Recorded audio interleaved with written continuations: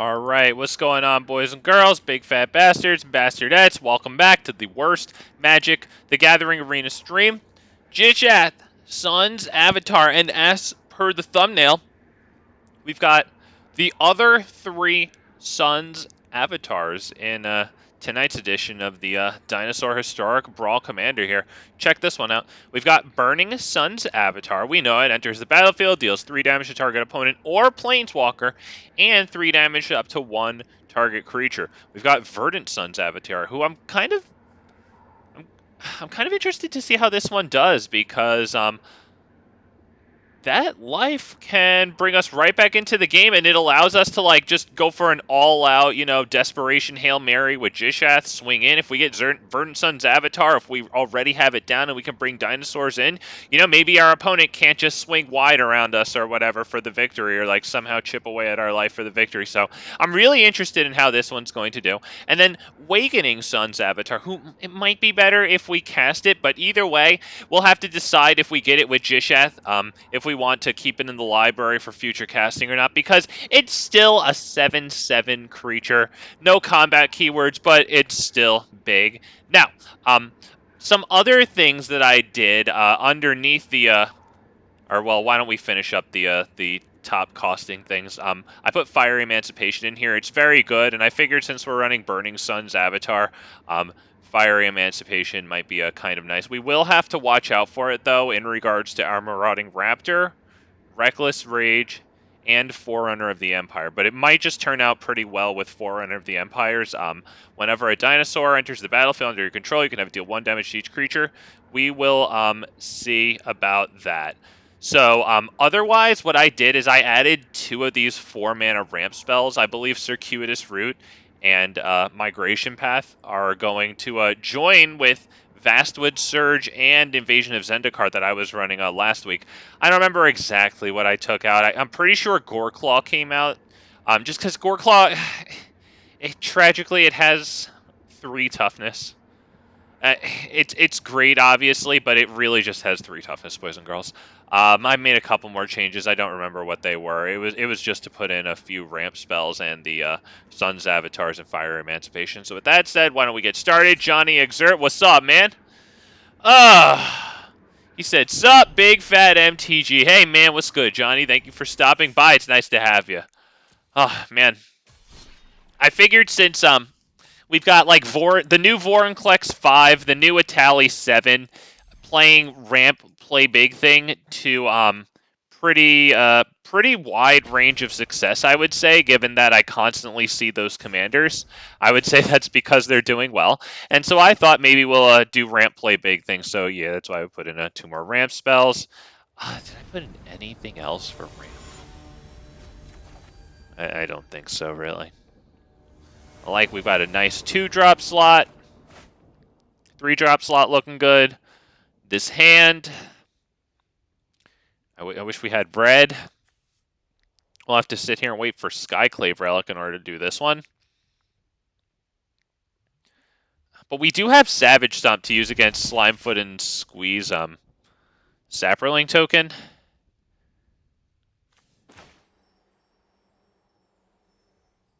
Okay. Hillbilly, what's up, man? What's going on? How we doing? Welcome to the worst Magic Arena stream. Howdy back at you. Alright, beautiful. We got Command Tower. That's some good stuff. We can go ahead and drop this, I think.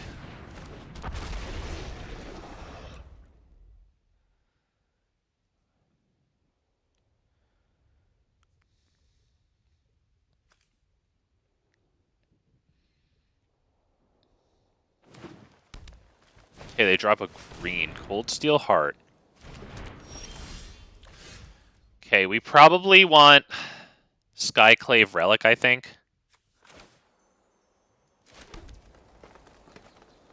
I have to assume it's Skyclave Relic.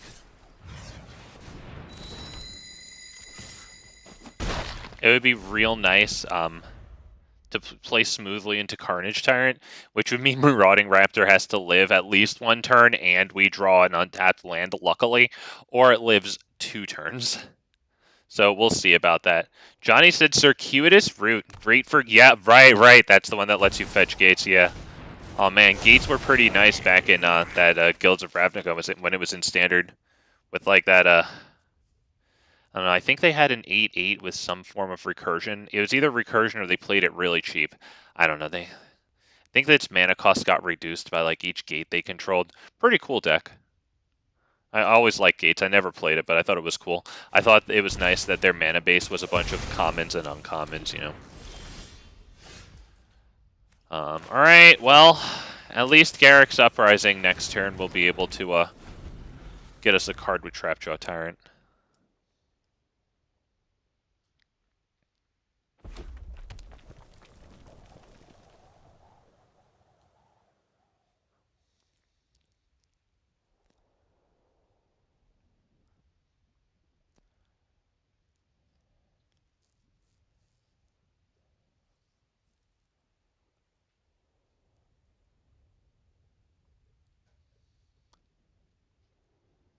So Trapjaw Tyrant is interesting against Slimefoot and Squee because exiling their Saproling tokens is really nice. Also, this commander likes to go to the graveyard, so exiling it is further nice.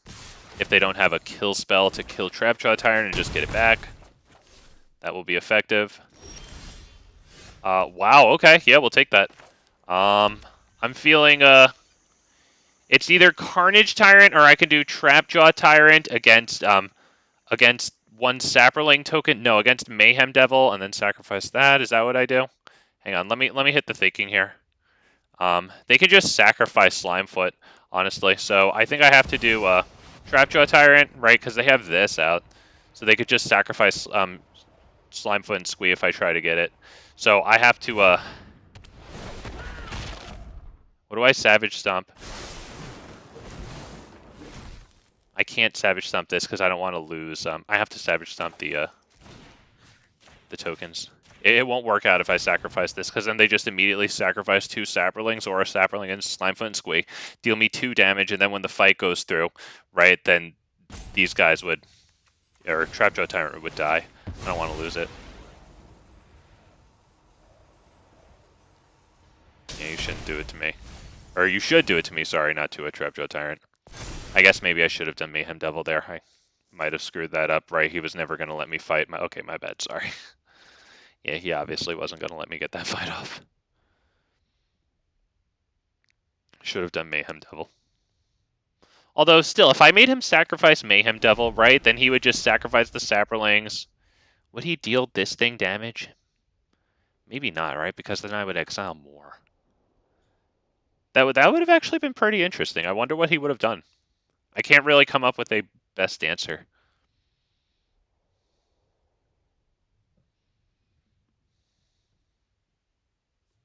Does he have anything nice to bring back? He has Crater Hoof freaking Behemoth. So he needs to find a way to get his Slimefoot in the graveyard. So he can resurrect that. We do have Deathgorge Scavenger. We have Armored Scrapgorger as well, but Deathgorge Scavenger removes a card from a graveyard when it enters the battlefield. And when it attacks. It's not a very good card, but it's, you know, it's in Tribe Dinosaur Hate. I have to let that through, or else they get Craterhoof next turn, so.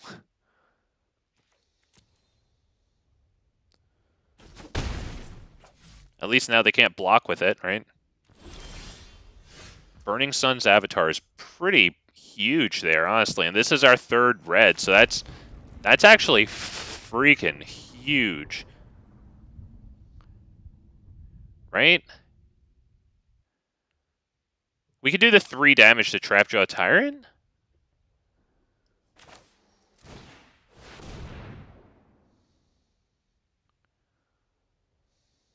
Or do we do the 3 damage to Mayhem Devil? Probably to Mayhem Devil.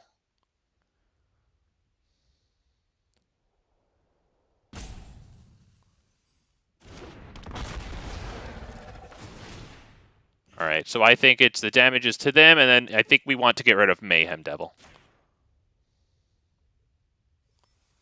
Because they have 2 Saprolings, I can't really kill them both.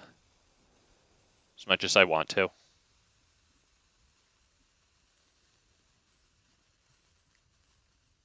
Yeah, I thought this might provide him with an interesting choice. killing his stuff either way, or exiling it, removing it. Trapjaw versus Burning Sun's avatar. This is kind of interesting. Might as well deal all that damage to us. But he shouldn't lose too many creatures, because he does have Craterhoof coming in.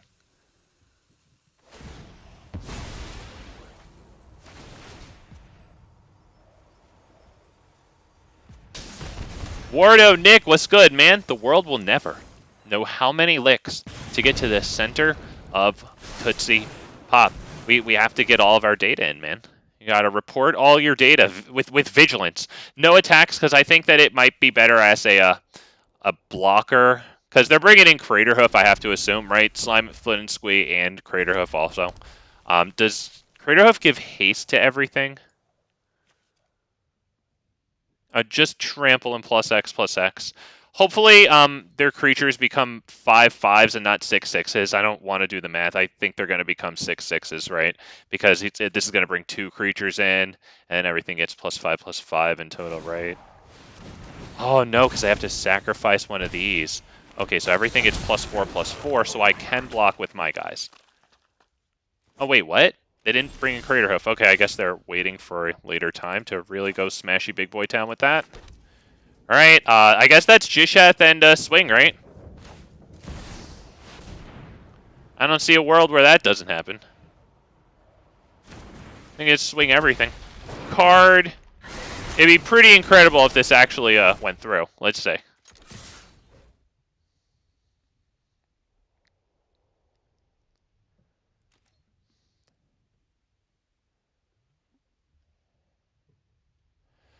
Johnny said Gond Gate, okay, makes gates enter untapped. Wow. Not bad, dude, not bad. Alright, let's get some actual stuff. Wow. And we have Deathgorge Scavenger. Deathgorge Scavenger, that might be the best one here, because now they're not getting Craterhoof. That's huge. That's huge. That's wild. Oh. Oh. And if he gets a board wipe, we have Zatapa with Indestructible.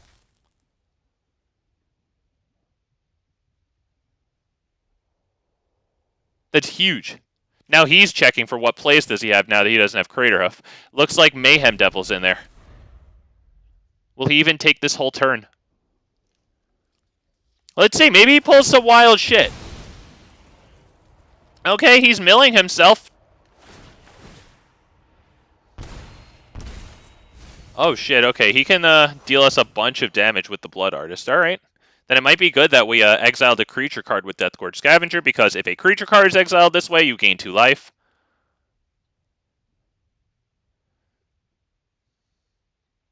I think they can just bring creatures back with Slimefoot and Squee, right? Just to sacrifice them. I think they're going to win just by sacrificing stuff. Wow, that's pretty huge. Good for them. Wow. Then sucks. It's really annoying, but that's all they do here, right? I think somehow all their creatures are going to wind up dead, including Slimefoot and Squee, right? And then whatever it brings back. They have to sacrifice the Saproling to do that. They could have actually brought out Mayhem Devil already and then kept sacrificing to make this even more efficient. I'm kind of surprised that they didn't, but I mean, looks like they're getting lethal either way. Yeah, there it is. Yep, that's going to be it. Yep, good game. You just sacrifice your stuff, dude. Right? Right?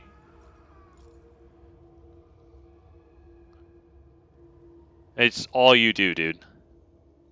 Alright, you know, we obviously are not... Alright, dude, freaking take a picture, man. Last longer. Although, I don't know, that lasted pretty long.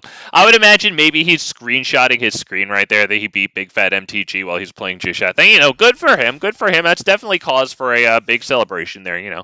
The screenshot's definitely warranted. But, like, the guy totally has the game won there. So at that point, like, we're fine to leave it. He's just sitting there having a really hard time for some reason, doing the exact same thing that he did multiple times already.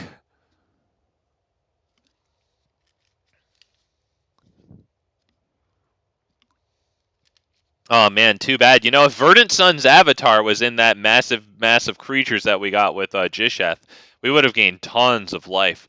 Jesus Christ. So I guess that's kind of one of the situations I brought Verdant Sun's avatar in. That's one of the situations I'm very curious about, to see if just single-handedly by giving us so much life, like, we would avoid cases like that, you know, where we're still going to get pinged down. Just any close cases are just not even cases anymore.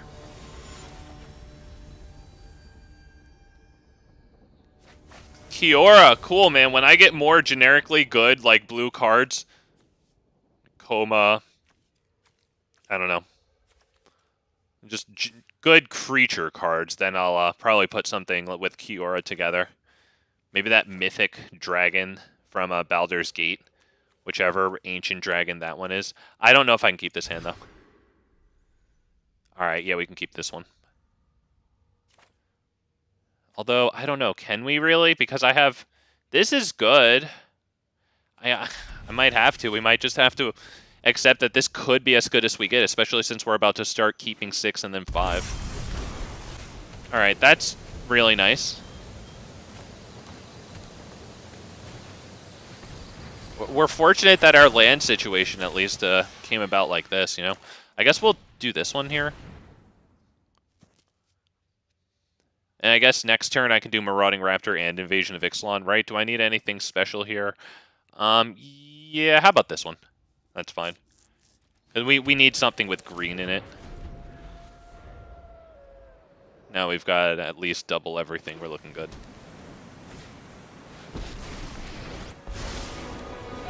Sun in the sky, ride on my side. One drop ripples and grows. Alright, nice. They're ramping up. Yep. Let's start with this and just see if it changes what we're going to do in any way here. Oh, man. Well, okay. If it's all lands, I guess I'll take this one.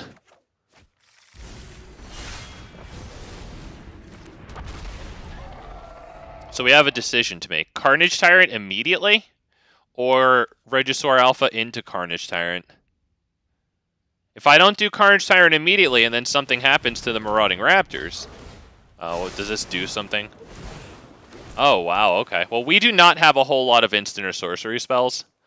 And... I love to make a splash. I think, what do we have? Swords to Plowshares, Reckless Rage. Wow. Good gosh, okay. Wow, Selvala. Not bad, dude. Not freaking bad. I can't tell if I want Carnage Tyrant or Regisaur Alpha. We might want Regisaur Alpha so that next turn we can bring Galta down on them, honestly. With haste.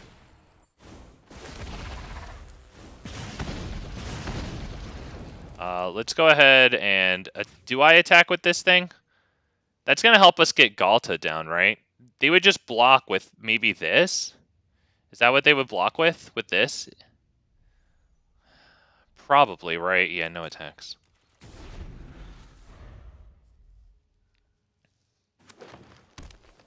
I don't know if I want to lose that.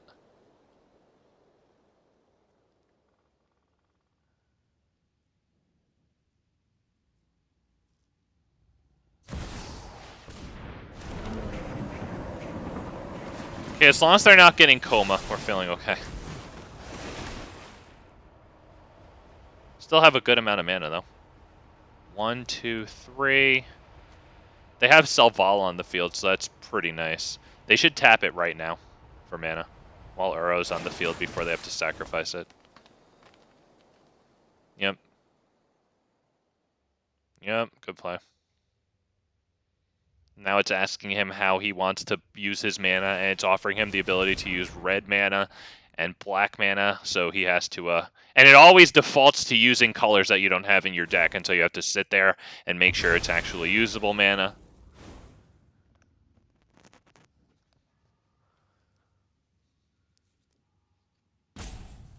Nicely played. He can untap Selvala if he wants with Kiora. It'll net for +3 mana the next time. Oh, Jesus. Alright, well, now we can untap it and add let's say 5 times 3, but then -1 for its starting cost. That'll add 14 mana now. So that's where we're at. I'll give him one of these though, because he's doing some pretty cool shit. Selvala plus Nyx Bloom Ancient is pretty fucking cool.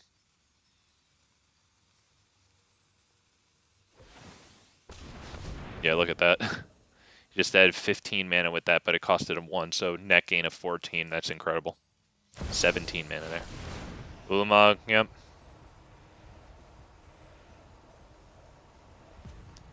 I mean, it's either a command tower and a dinosaur, or command tower and another land. Yeah, fair enough, yeah.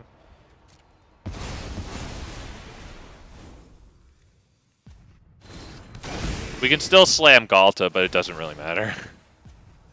If I were him, I would block Galta with... you know, it'd only be Ulamog, actually, because Galta would take 2 damage from Marauding Raptor, so he just blocks with Ulamog, so... I mean, it's pretty cool to see what he's doing here, but honestly, we're pretty much done at this point. So, like, it was nice to see what he was doing, but we can probably go now. I think we see enough here. At the point of Ulamog, we're pretty good. I was wondering if he would top Ulamog there. It doesn't look like it. Cavalier of Thorns is nice, but I think he did pretty nice there.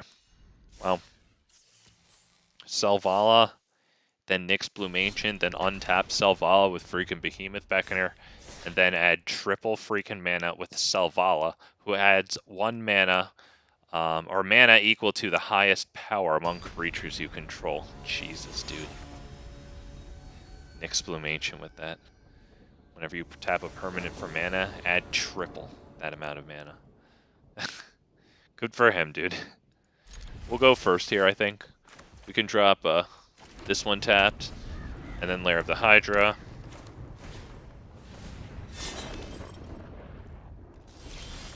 Getting some pretty big ramp going on here. I think Into the North is good. We don't need Arcane Signet to come in and use its 1 right away. Next turn, we can do Signet into Cultivate. Let's get something with green and red. There it is. I like that one.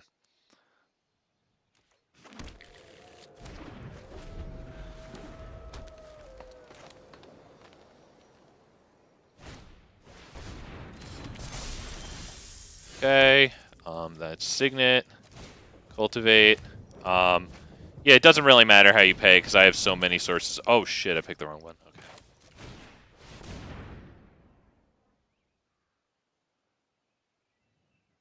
So for this one, I guess green and white seems good, because we do have a few double whites. Oh wait, I already have white. Whatever, red probably would have been better in that case, whatever.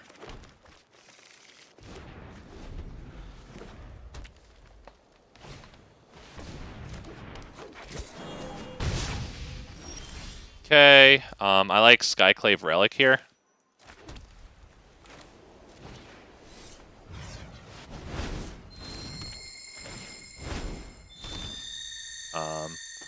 Marauding Raptor.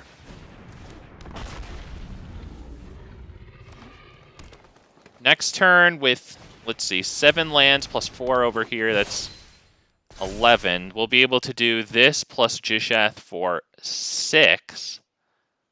Or, no, sorry, this is already with the discount. Sorry, I don't have to apply the discount. Okay, so we'll be able to do that for a total of 10. All right, we're good.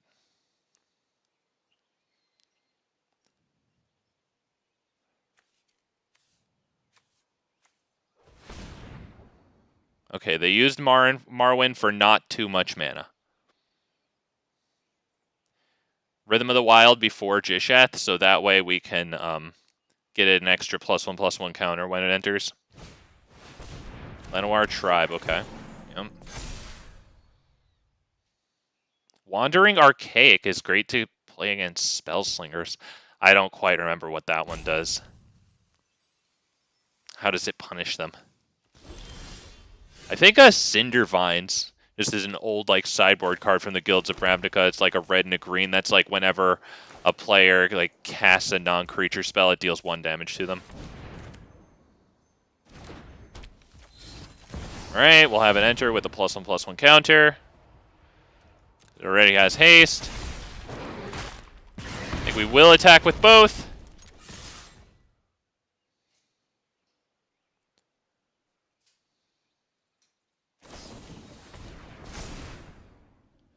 Annoying. Now they can double block it with Tribe and Marwyn. Oh, really? They want me to kill the two things? I mean, I guess that's fine. At least this way kills Marauding Raptor. But we'll do that. I guess they can add a lot of mana, right? I wonder if they have another spell. Thank goodness. Alright, at least we get Marwyn out of here.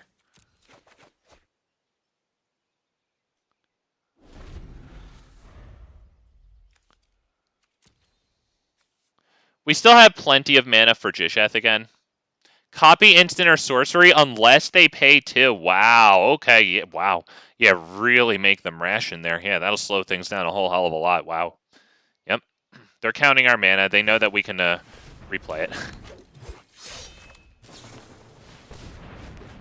Alright, they're drawing some cards. Hunter's Insight is a great use of an uncommon. Fantastic draw. I know a lot of draw spells are, draw engines like Guardian Project, Tribute to the World Tree. They're rare. This one, freaking uncommon.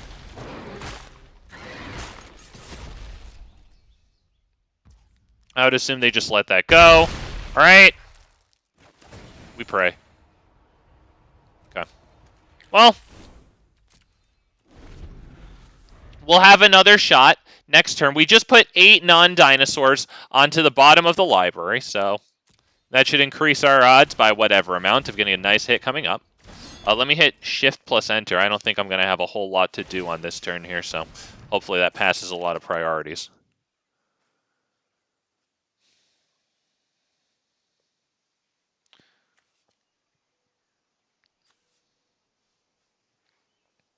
This gets protection from multicolored. Okay, that's pretty cool. Let's go ahead and drop this. We should probably just make a huge layer of the Hydra, right? Let's see. 1, 2, 3, 4, 5, 6, 7, 8, 9, 10, 11, 12, 13. So X equals 11 layer of the Hydra. You know what? X equals 10. We'll keep open a forest to play Land War Elves at the end.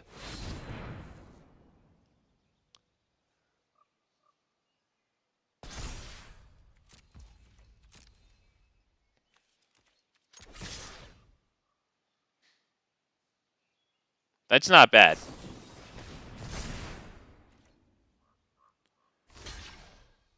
Alright, that's nice and annoying. We do get to kill the Thorn Lieutenant. Obviously, this has protection from multicolored.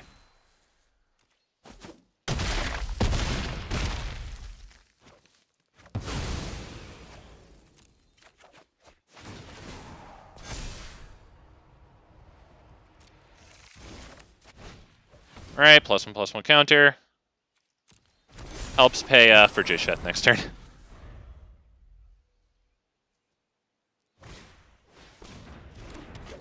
Alright, can we stop with the little trixies? The guy's screwed for mana.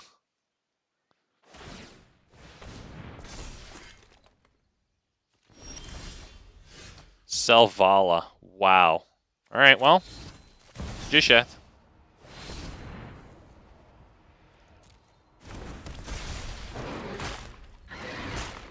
We'll be able to play it again next turn since we have 2 things untapped here.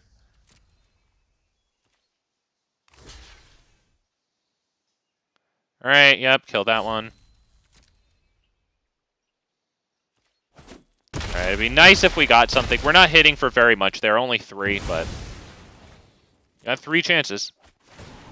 We've got 20 dinosaurs in the deck. That's not a whole hell of a lot, but like that's further why Fiery Emancipation is pretty good in here.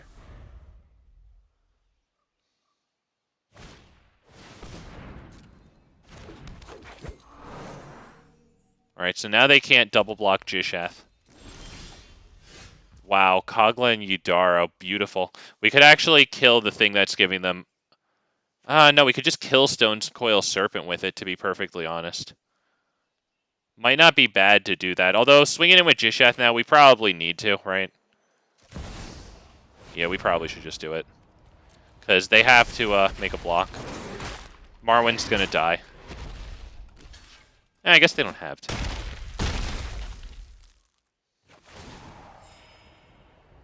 Alright, we get something. +1/+1 counter. And Kogla and Yidaro won't be able to destroy this, right? It has protection from multicolored. Destroying the Shadow Spear would be fine, though.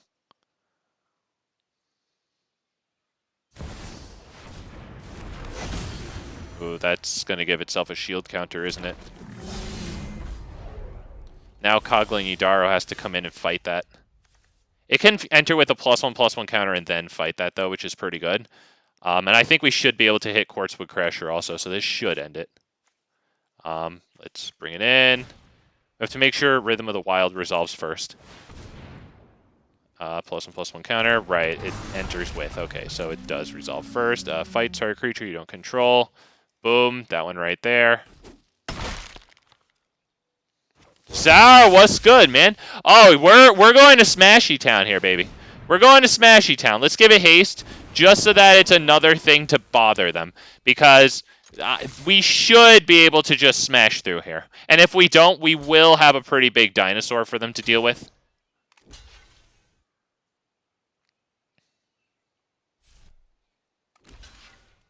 Yeah, they want to kill Gishath.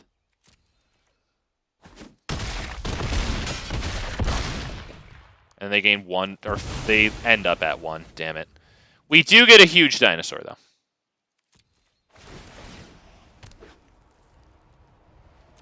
Mirari's Wake.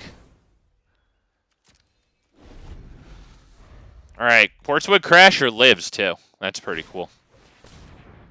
Alright, they don't have a lot of card drawing going on, though. Marwyn's good, but they have 2 cards in hand, so can they get some drawing going on? Oh, shit. Can they afford what's it called? Craterhoof Behemoth? 1, 2, 3, 4, 5 Galta, but that'll be cheap. We can play Selvala with haste from Rhythm of the Wild, then immediately tap it for +11 mana. Okay, now we can't do that.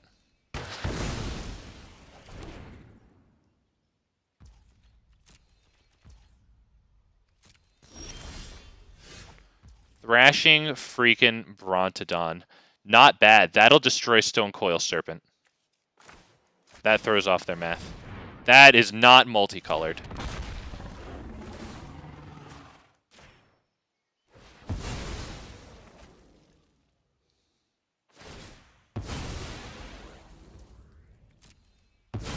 That was a huge top deck. You know what? I should have animated Lair of the Hydra. But, you know, like, trample, trample, trample, trample. That's 16, 16, 22, 34 trampling damage. They have to block every bit of it, so.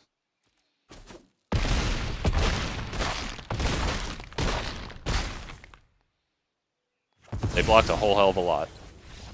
What a top deck.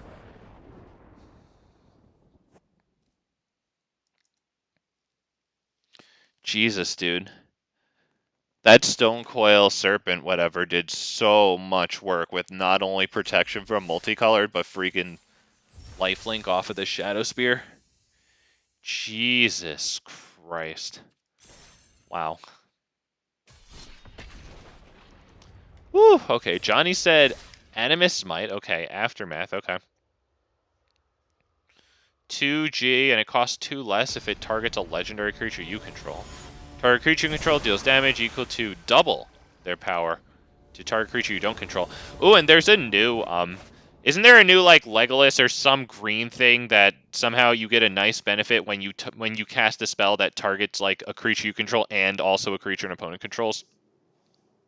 You guys, I'm going to keep this hand, and I'm really sorry that I'm doing it, you guys. I'm really sorry. But if I can go Topiary Stomper into Mirari's Wake into, like, I don't know, a Tally or some shit, that'll be god tier. I have to get a red with Topiary Stomper, though, and pray for Lenoir to live. Alright, dude's getting his freaking new Power Crept OP Nonsense Commander out on the second turn, because of course he is. And he goes first, so let's go. Crystal Grotto's pretty good. It gets us a Scry next turn. We don't need that now, of course, because Topiary Stomper. Going to shuffle the library. Crystal Grotto also gives us Mirari's Wake, so we'll pray that that actually stays around. Is what the hell we'll do. Mountain. Yes! Yes! Thank you!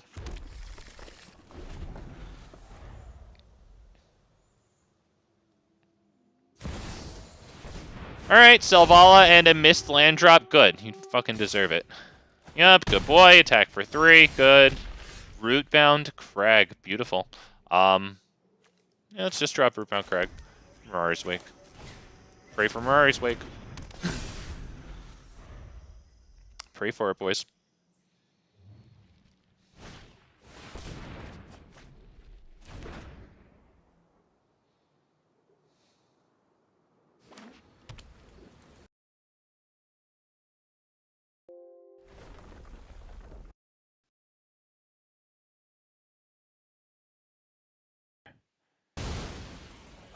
Power Chord.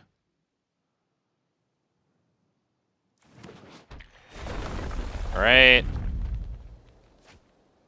So now he gets an elf in hand. That's a good elf. He can play it now, too. 3 mana. Oh, wow. Warx has 2 plus this thing's mana value. He gets stuff like Elder Gargaroth. I don't know if he's focusing largely on elves and elementals for this. But Elder Gargaroth would be a good 5 mana target for that.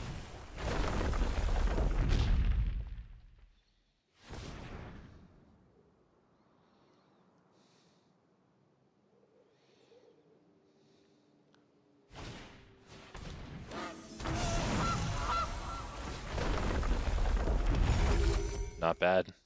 Not bad. Tranquil Frillback. No, I have not gotten that yet. You're absolutely right. That is really good against, all sorts of things, actually. It's got a whole bunch of goodies in it. Yep.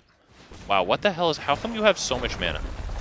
Oh, whenever a land enters the battlefield and then a Shia. Okay, I see.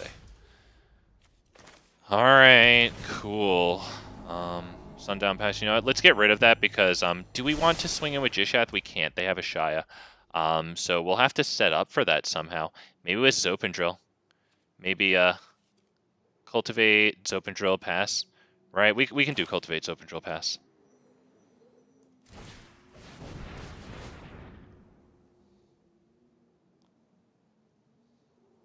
Let's go ahead and get, 1 white and 1, red.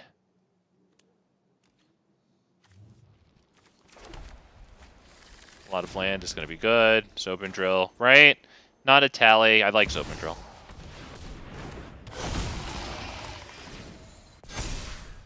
Next, pass turn. So as long as we don't get smashed here. Yeah, Zaur, that one's absolutely great, and it's a dinosaur. I really like it a lot. Oh, man, come on, dude. Come on, dude. Damn it. Turn 1 Llanowar Elf. A Shia for the landfall. Dude's getting fucking fed this one. And we actually had a pretty damn nice game ourselves. Llanowar Elves and Topiary Stomper into Mirari's Wake. That's a hell of a game. And yet, Jesus, dude.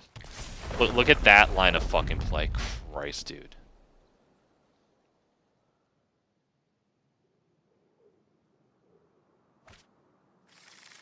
Beast. And now a draw mechanism. Okay.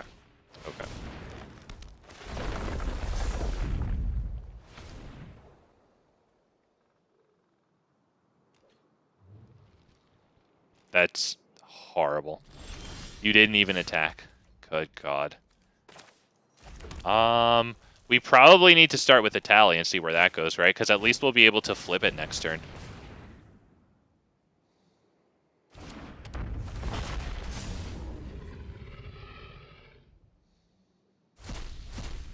What do we get here? The Great Henge. Not bad. All right, so we cast that. And then we do this, right? We draw the cards.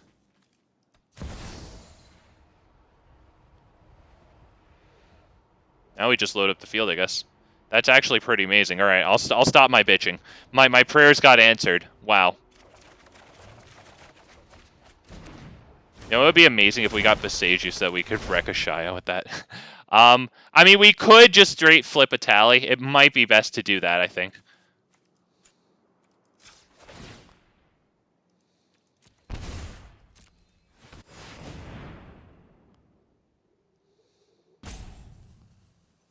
Right, because now it's indestructible, so if they get, you know, fight spells or whatever.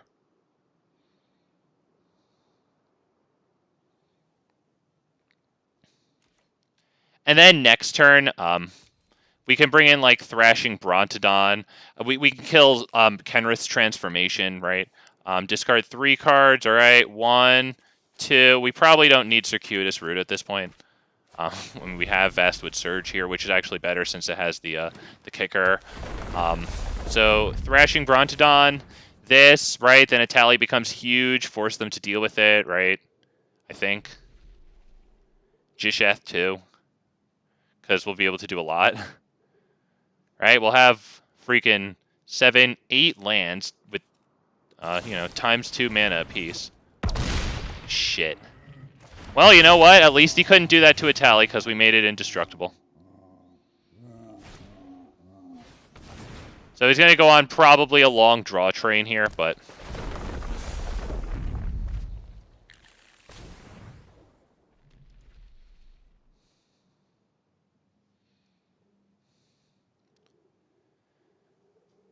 If we can't attack through with a tally, that'd be pretty wild. I need Beseiju to get rid of a Shia or something. Swords to Plowshares.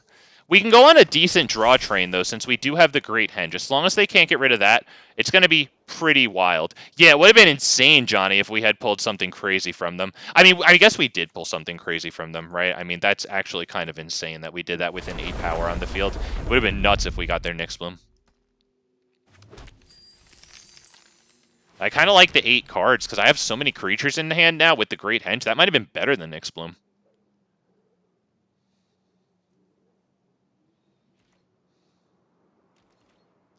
Right. All his creatures are lands. Like, oh no. Oh no. There it is, boys and girls. That's fucking game.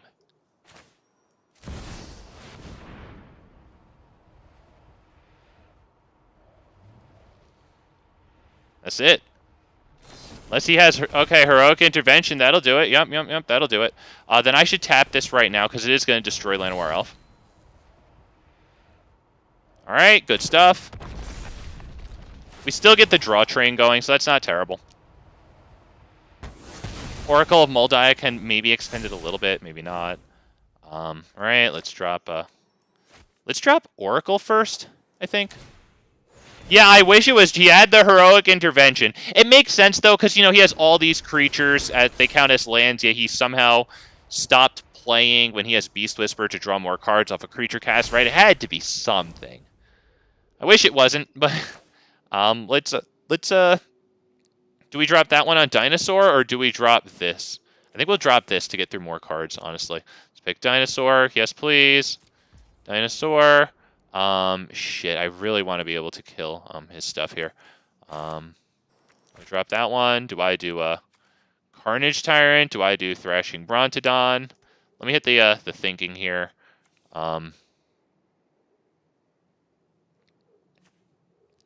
Should probably just get a bunch of stuff on the field, so Thrashing Brontodon.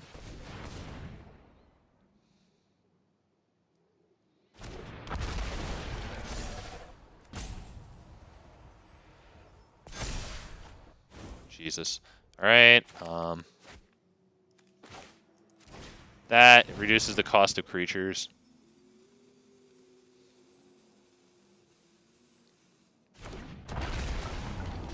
See if we can get a land off the top.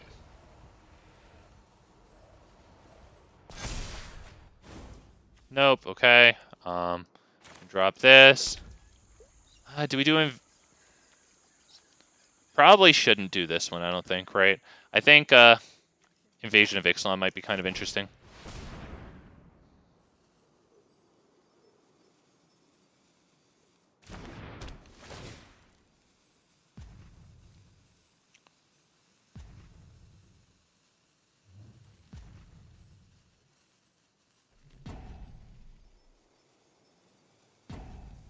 Fiery Emancipation would be God tier.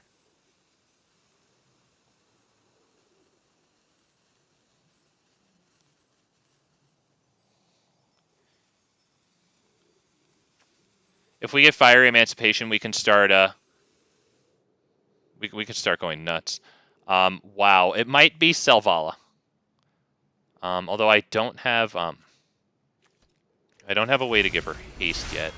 But we probably just want to end the turn there. Right? I think we're good here. Atali isn't getting through Ashaya, unfortunately. Ashaya isn't getting through Atali. We didn't get the Beseiju to destroy Ashaya. That would be God tier. Okay, yeah, resolve all. Let me hit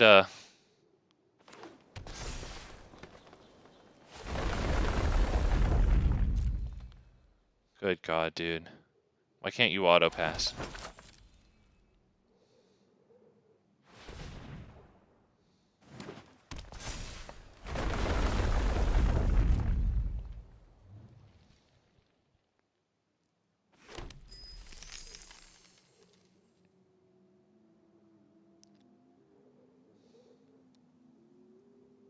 If they, obviously, once they get to the Crater Hoof that I'm sure they're looking for,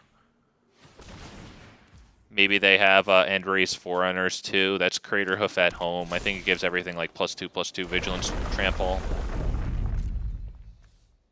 I don't know if it gives haste, I forgot.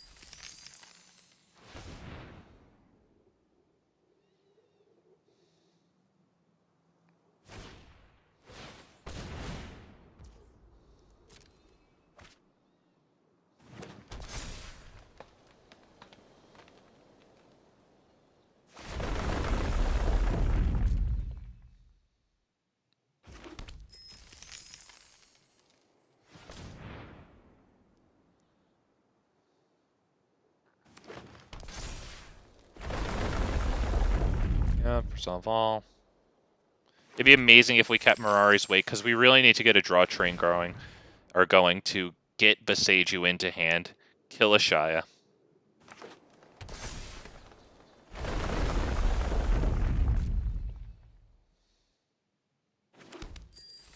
That or Swords to Plowshares. There's not a lot of cards in the deck. I guess Trapjaw Tyrant would do it too, though.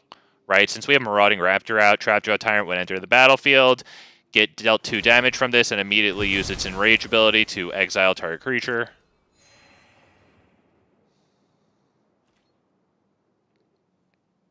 So we have a few options, fortunately, here. And they can't really attack, because without Trample, this just gets blocked by Atali, and then they don't even have a blocker to discourage me from doing those attacks. Let's just start with Selvala.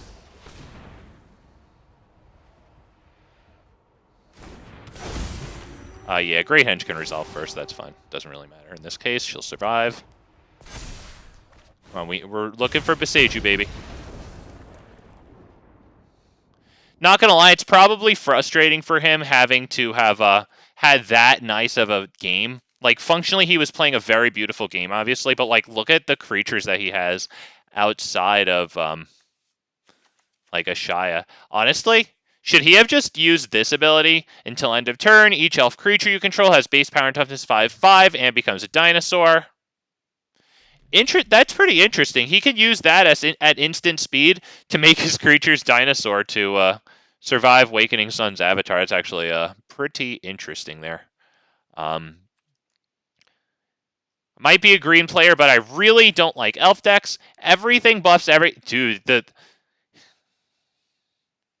Every so often I think I'm going to go into historic, because I like playing more Eternal formats, and I'll have a little bit of fun with like some of my decks that aren't top tier. And I'm immediately greeted by elves. It's pretty wild how it's psychotic that not okay, if that's a power level, that's fine, but like there's really not a lot of tribes up to that power level. Like, I wish that there could be at least a lot of other things at that power level so that you could have some like variety while playing at that power level, but like you really just get greeted by elves and like beaten over the head relentlessly. I will take this hand.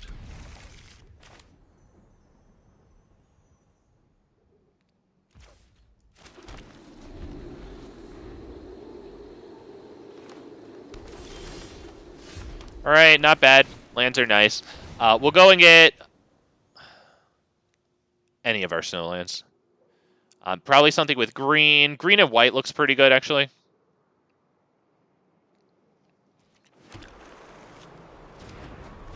And it's pretty wild how Elves finishes right into Craterhoof Behemoth, which is just psychotically powerful.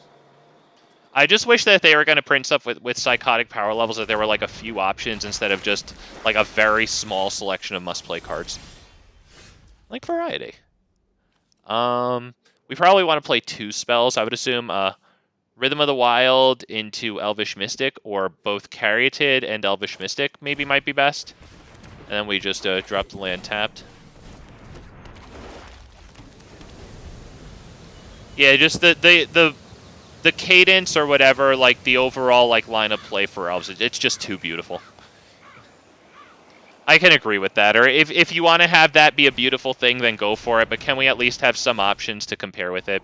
Like, because I like creature decks. I know there's other things that pair with Elves, but like, I don't know. If you want to run a creature deck and have the Elves power level, how many options do you really have? I think there's a reason that people are spamming like Elves and Goblins.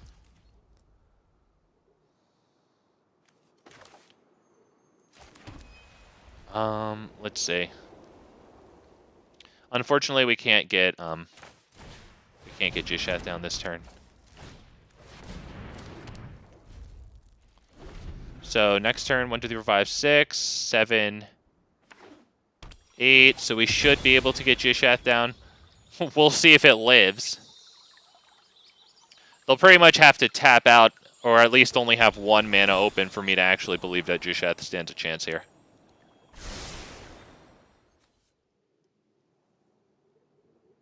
If they just pass turn, I'm not playing Gishath. That's unfortunate. We have to get rid of the thing that would help us cast Gishath.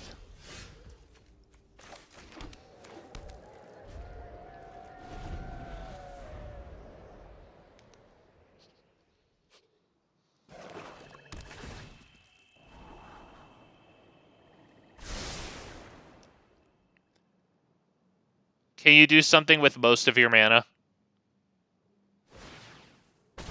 Can you do a little more? Of course not. Well, we have to go for it. I think it just gets hit with, like, Infernal Grasp. But...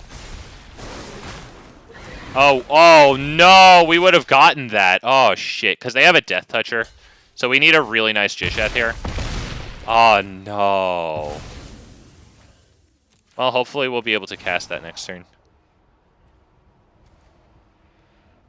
+1/+1 counter. At least we're getting this Graveyard Hate against Muldrotha here. We can get rid of this thing. Because it is repeatable Death Touch, which is obviously super good against our commander. Let's go ahead and drop this on green. Or, oh, we don't get green for this one. Alright, red's fine. Whatever. Do I blow this up? I don't think we really need to.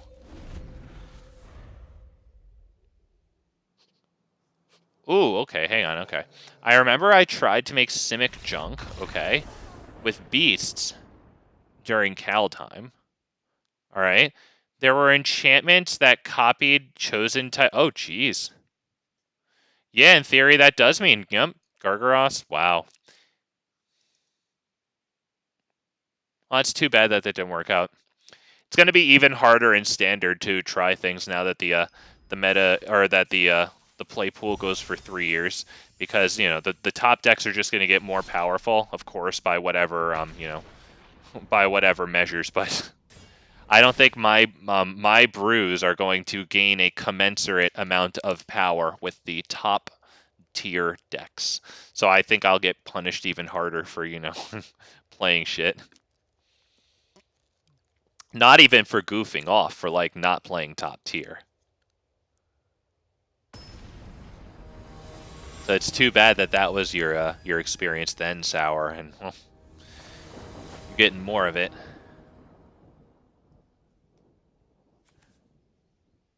Alright, we cannot take that one. Okay, we have all of our colors. We have to get to this, but we go first? I mean, am I really going to land Rhythm of the Wild? We can try.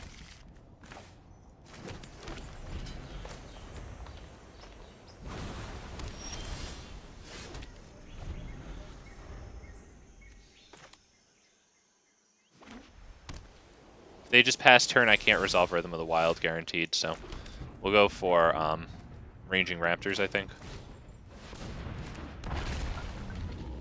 Just because they didn't counter that doesn't mean they don't have counter target non-creature spell.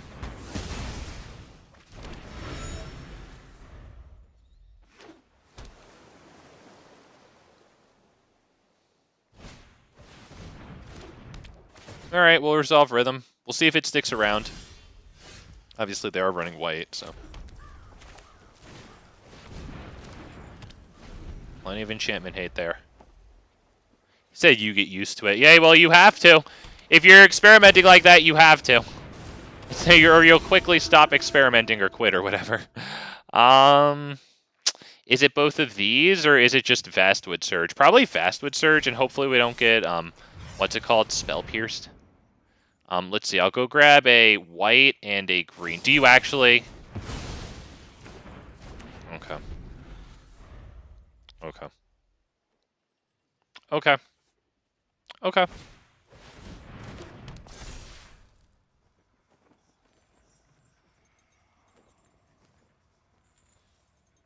Alright, what's this? Whenever it deals Jesus, dude. Alright, we're done here, boys. Let's be real. The Geist of Saint Traff that just wants to get this on the field and then kill everything else that we do has, whenever it deals damage, draw a card. So we're done. I'll happily get out of this one. And unfortunately, we don't have Shadow Spear in this deck, so we will not be able to remove the Hexproof. Do I have Detection Tower in this deck? I might have taken Detection Tower out since, you know, it adds colorless mana, and we are 3 colors here.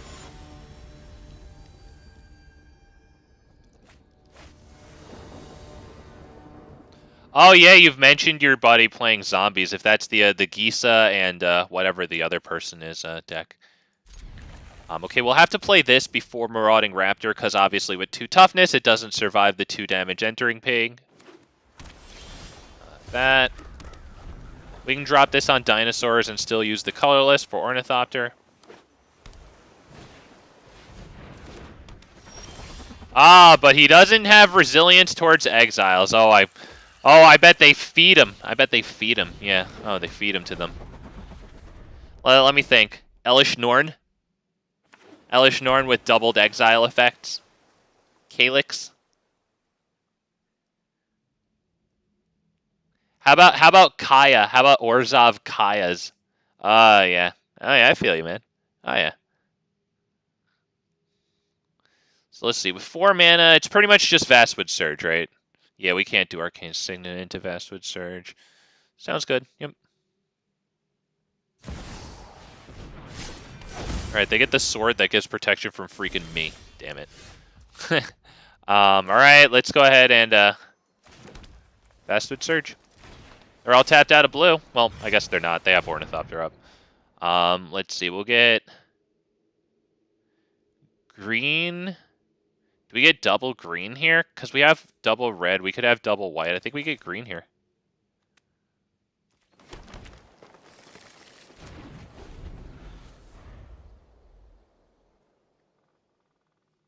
Let's see, next turn with 5, maybe 6 mana. Even if Ornithopter gets bounced or dies or whatever, we can do Arcane Signet into this guy. Alright, ooh, that's not bad. Not sure how good it's going to be right now. I think Ramping might be a little better. With the Signet and Marauding Raptor giving the casting cost reduction, we'll count that as Ramp. And it looks like we can get this down.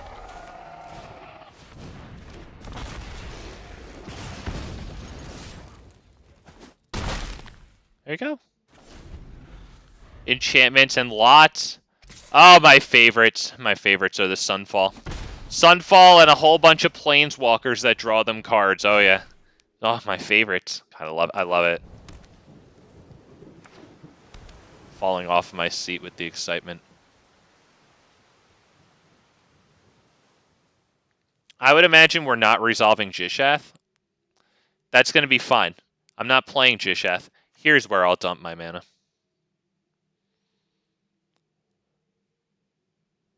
We don't have a creature in the graveyard to remove from our graveyard, and then in turn, if you do, exile target artifact or enchantment opponent controls.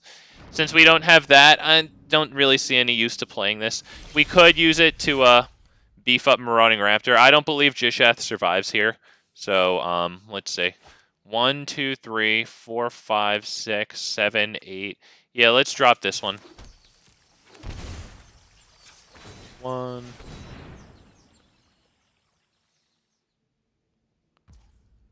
Alright, let's attack.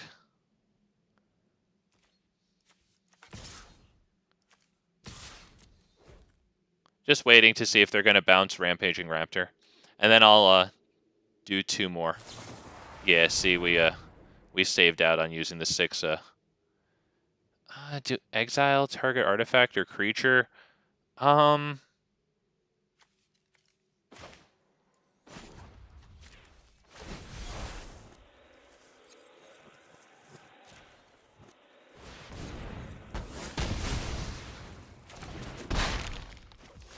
The reason I did that is now I have a creature in my graveyard. Let's get rid of the sword. That gives him protection from me, and it's also giving him card advantage. There you go. I think that was worth it. I hope it was worth it. I don't need that Aganjo to hit Gishath.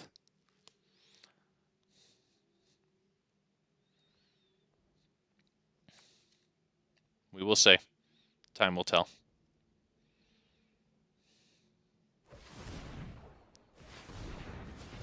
There's no reason for him to cast his commander since he doesn't have a lot of tokens. Brutaclad likes to make a bunch of, like, tokens, be they treasures or I don't really know what else red and blue would make. There's some tokens.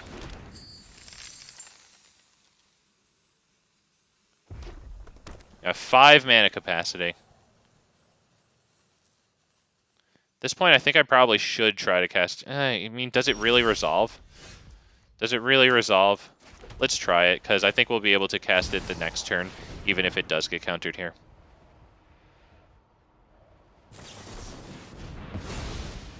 Okay, yep, and he creates a treasure. So we'll go ahead and attack with not that. Assume he just blocks the 1/3.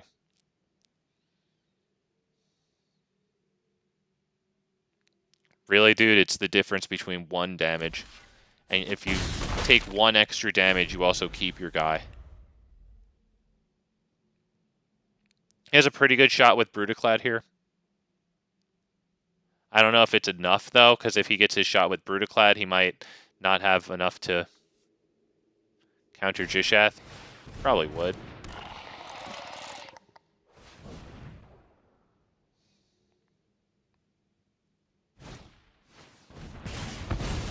Oh, wow. Okay, he's going to get a good shot with Brutaclad here. Hopefully we can get Gishath down, though. Really need the swing. Oh, shit. Oh, okay, that's a bit of damage. So let's see. 9, 18, 21. Shit, I have to block one of them. Do they have trample? They don't have trample. So we need to get Gishath in, and we need to hit, like, Verdant Sun's avatar off of it. Because we need to gain life. Can you not have Wash Away?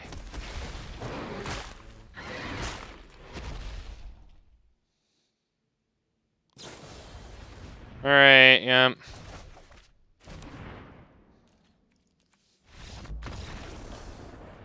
Alright, yeah, yep, nice. Not Wash Away. At least it feels a little less feels bad than Wash Away. Too bad, man. Yeah, but the only thing that was really going to help us there was the Verdant Sun's avatar. Or I guess, what could come in and kill their... You know, maybe Trapjaw Tyrant could have done it since we did have Marauding Raptor on the field. If we brought Trapjaw Tyrant down with Gishath, they would immediately get pinged for 2 damage with Marauding. Otherwise, I think it would just be... It would have to be Verdant Sun's avatar and, like, a decent amount of other boys.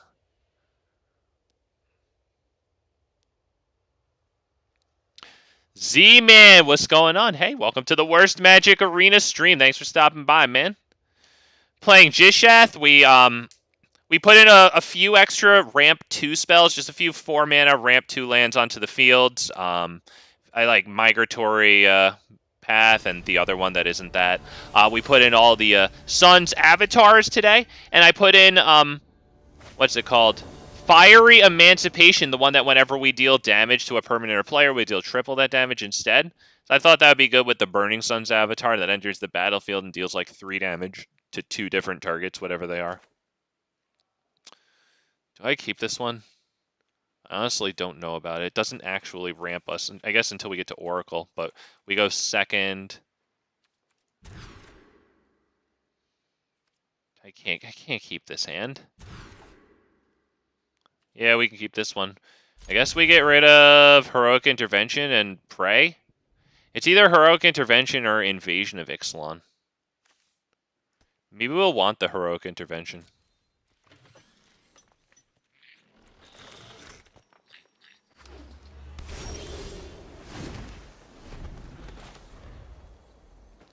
Sar said that was, it's tough, man. It's tough. He got exactly what he needed. It was, it's tough, man. You hate to see it.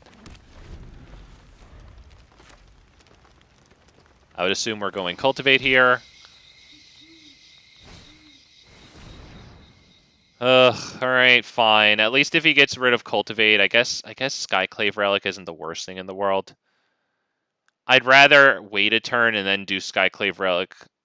Would I rather do Skyclave Relic kicked and do nothing this upcoming turn? You know what? Now I don't have to make that decision because I'll do this and pass.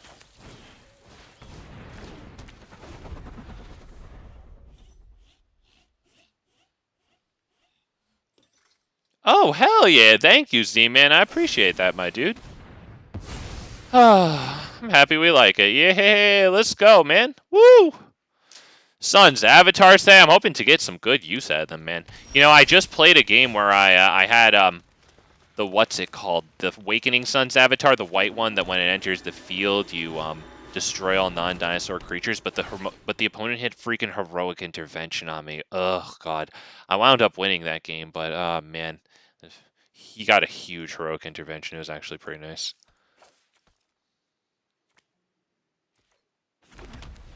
Okay, that gives us double white here, double red here. We already have double green, so we're feeling good.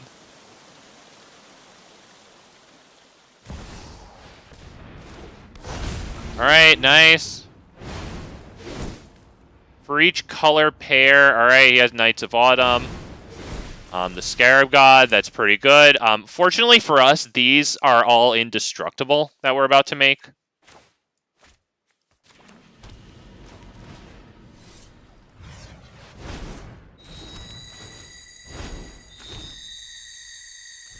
So let's see, 1, 2, 3, 4, 5, 6, 7, 8, 9, 10. It's actually nice that we have 10 because we can do Gishath and Heroic Intervention.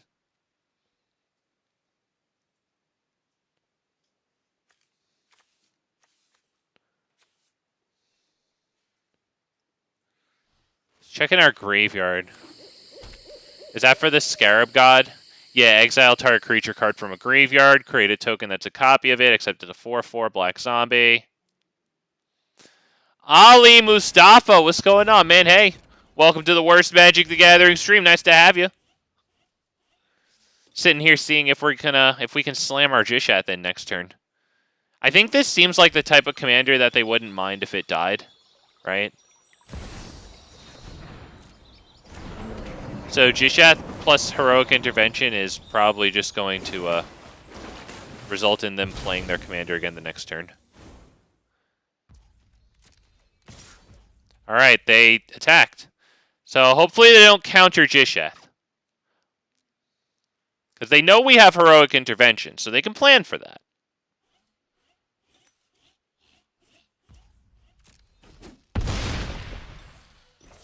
Alright. Will we actually swing in?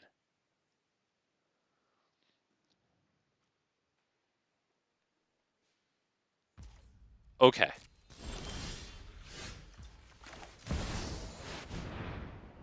Can we not please counter it? Can we please not counter it? I can't believe he attacked. I thought he would love to block. And then just cast this again and get more cards in hand.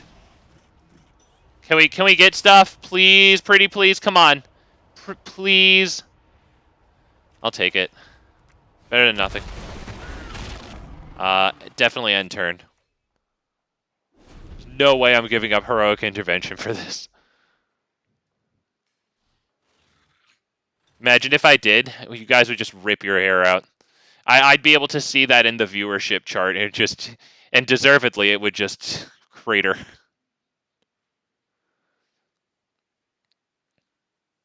They don't need to crack Fabled Passage. Yes, because of the World Tree. Yes, absolutely.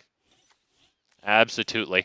And interestingly, since they have the World Tree, or just they have anything that gives, your lands tap, add one mana of any color. There's also a card like Dryad of the Elysian Grove, right? The 2/4 enchantment creature. Your lands have every basic land type, and it also gives you an extra land play. And something interesting that you can do with that is, if you play the new Capenna lands that enter the battlefield and immediately sacrifice, and then they get you any one of 3 basic lands. If you hold full control when you drop those on the field, since they enter untapped, they will, before their sacrifice ability resolves off the stack, you could tap them for mana of any color. And then they sacrifice, and then they bring in the land tapped, sure, but you can do that. I believe you have to hit full control for it, though. He knows we have Heroic Intervention. He's mad at himself for attacking with Niv Mizzet Reborn when our line of play was oh so extremely obviously Heroic Intervention, protecting Gishath, and he probably wouldn't mind if this thing died. I'm fine with the 6/6 on the field now. You know what your best play to do is right now? Do whatever you're going to do, and then don't attack with this, unless if you have the blockers between like the Scarab God and I guess something else. I mean, it's possible that his client just disconnected or whatever, but I'm sorry, with all respect, it's just he really should not have attacked with this. He really should have forced me to play Heroic Intervention. So that way this dies what he wants anyway, and then our creatures are not Heroic Intervention protected.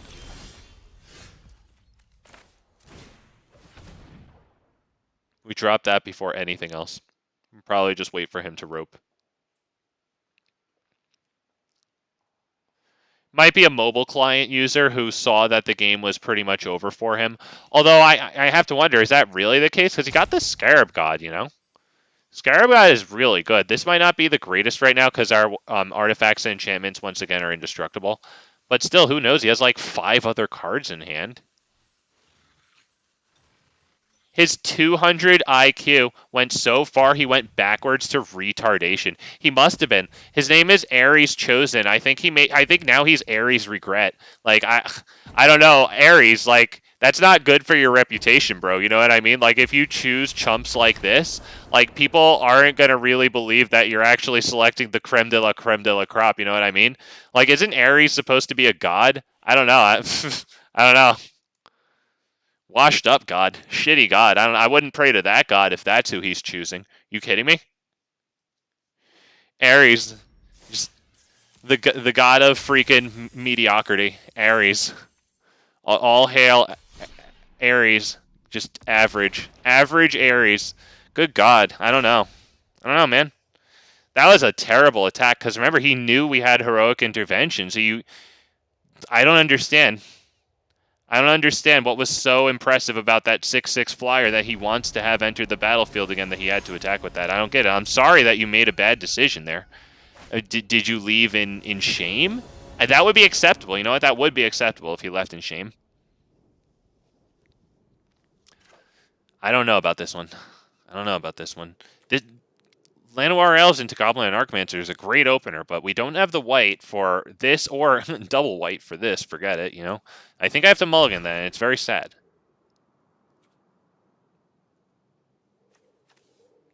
Oh, Ares is the god of war? Oh. That's embarrassing. That could never be me. Choosing that guy. Could never be me. I guess I'll take it, but this isn't going to ramp hard enough, so we're going to need to pray to the god of top decks. I'm gonna let you know that I noticed that you said hello after your turn when it could have screwed up my play. I'm just gonna let you know that I noticed that. Do we kill that? I wouldn't have been able to, my bad. I'm looking around. No, I would never have had a source of red there. So we can definitely drop Joyra. Fortunately, very, very, very fortunately, we have the Abrade for this. So let's hit Chromatic Lantern. Or do I hit? Hang on. This. All right, I have to do it this way. Now we're good. Okay, I guess I didn't. Whatever. 3 damage. Very fortunately to that. We love to see it.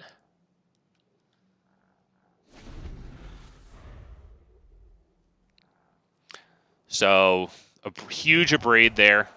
Quartzwood Crasher. Pretty awesome. Looks like it resolves. We'll see if it sticks around, but it looks like it's resolving, and we're super happy for it. Do I just do this and save the 2 life? Yeah. Take the card out, so we get the oil counter. Boom. Enters tapped. Pass. Did you see that, guys? I played Temple Garden after I dropped my creature. Did you see that? The only thing I could have done better was do everything on post-combat main phase, which now that I think about it, what the hell is my problem? Why didn't I do everything on post-combat main phase? What a stupid idiot. What a poop player. Poop player. Poopy player. 1, 2, 3, 4, 5, 6, so we gotta drop a Gonjo, fine. I think we might also need to besage you here. Like, that Gilded Lotus is looking mighty Lotusy, you know? I think that's too much. Let's go ahead and do that. Let's hold off Beseiju. Let's just do this right now, because Beseiju, does it bring their land into the battlefield tapped? No, it puts it onto the battlefield, yes, so we definitely want to hold off with Beseiju. Okay, so that swings through, which is awesome, because it's going to create a 6/6 token with trample.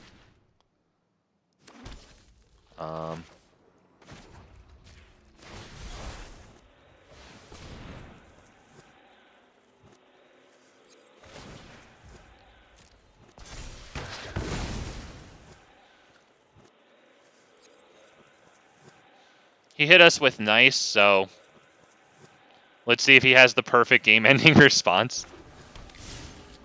Let's go ahead and pass turn. We'll hold open the Armored Scrapgorger. Moss, hell yeah, what's good? Hey, what's up? I'm joining the stream. First thing I hear is, idiot, idiot. Yup, typical big fat MTG moment. Welcome to the worst Magic the Gathering stream. Closest Magic arena. We'll get to the Jerry Springer show right here, boys and girls. We like yelling at people here.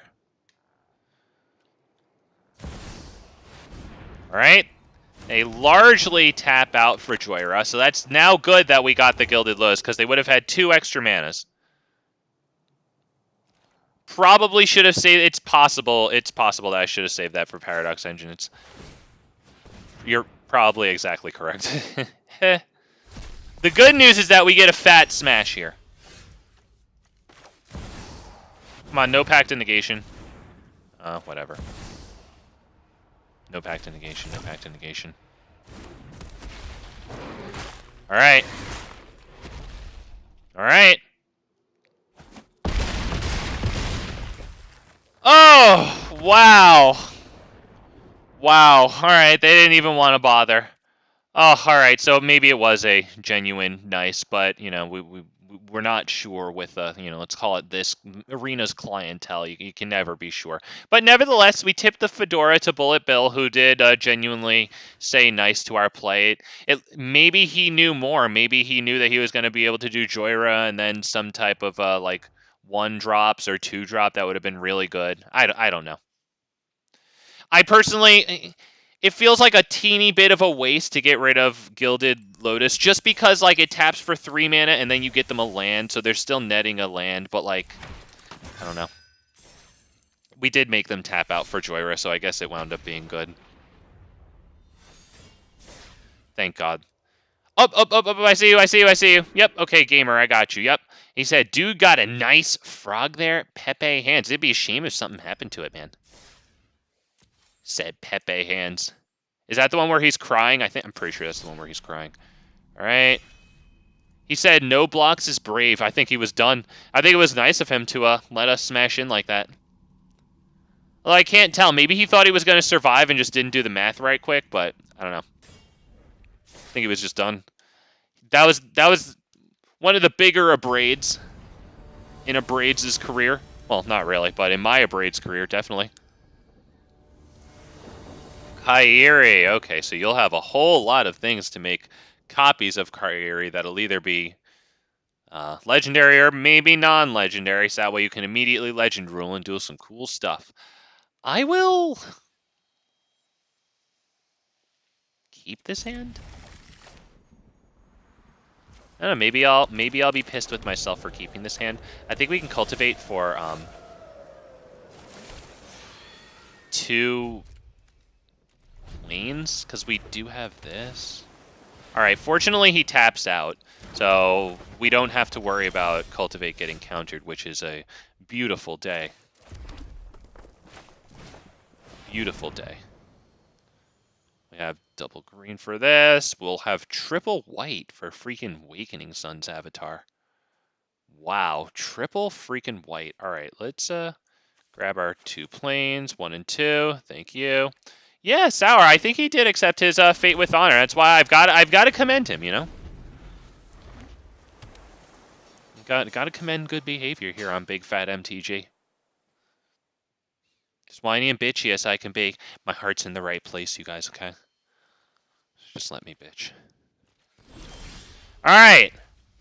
No tapping out this turn. Me no likey.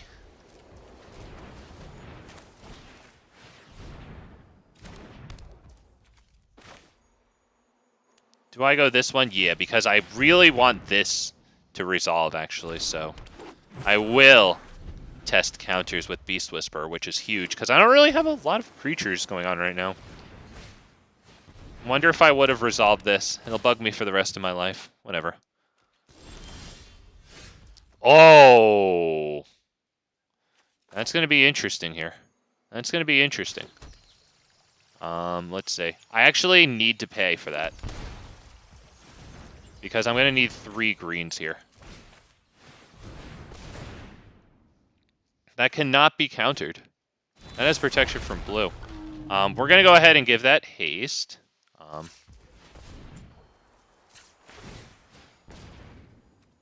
Haste. Yep, we're going to attack. And let's attack with both. Might as well not waste the 2 damage. And we will hit Reckless Rage, so that way, if he drops the land, he can't hit his commander next turn. Does that get countered? Because that might be worth it if you're going to get your commander next turn. Alright.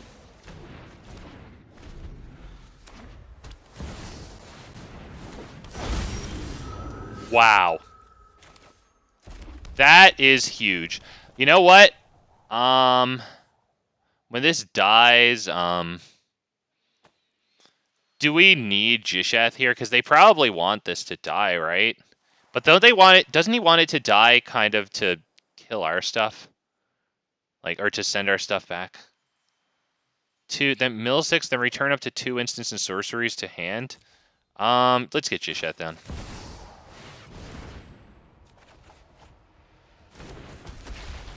Let's attack with this and this. Do I attack with Beast Whisperer to try to bait the Kairi block for it? Yeah.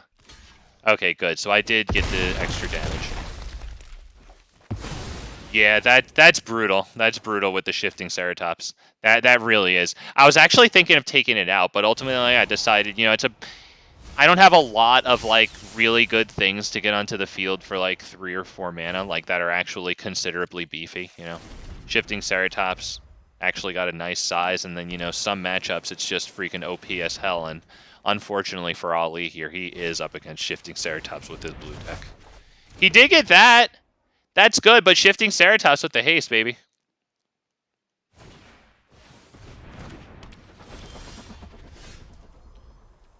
We can hit a dinosaur here. 1, 2, 3, 4, 5, 6, 7, 8, 9. Perfect. I can do Beast Whisperer.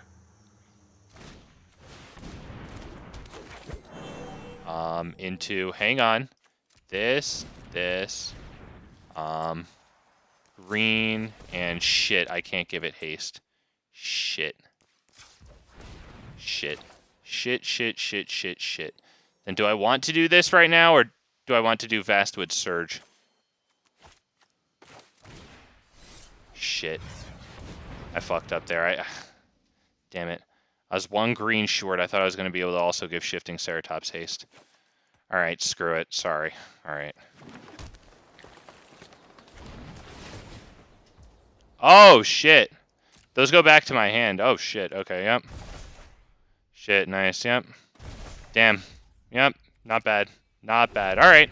I mean, we have all the land drops we'll need.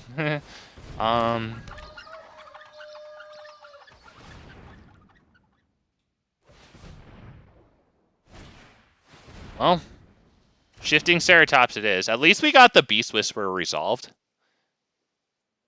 But yeah, shit, it should have just been Shifting Ceratops for the victory this coming turn. Well, Ali, yesterday you were talking about missing lethal. Looks like I've missed a very sad lethal. I can't do Gishath and then swing for lethal, right? Yeah, because that would only be 9 total damage, and it probably gets countered. So let's see if we can get lethal here.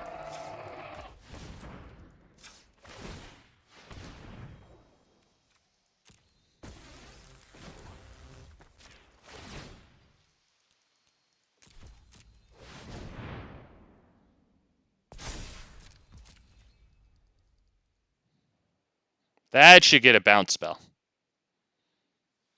Has to. Archmage's Charm can do that, right?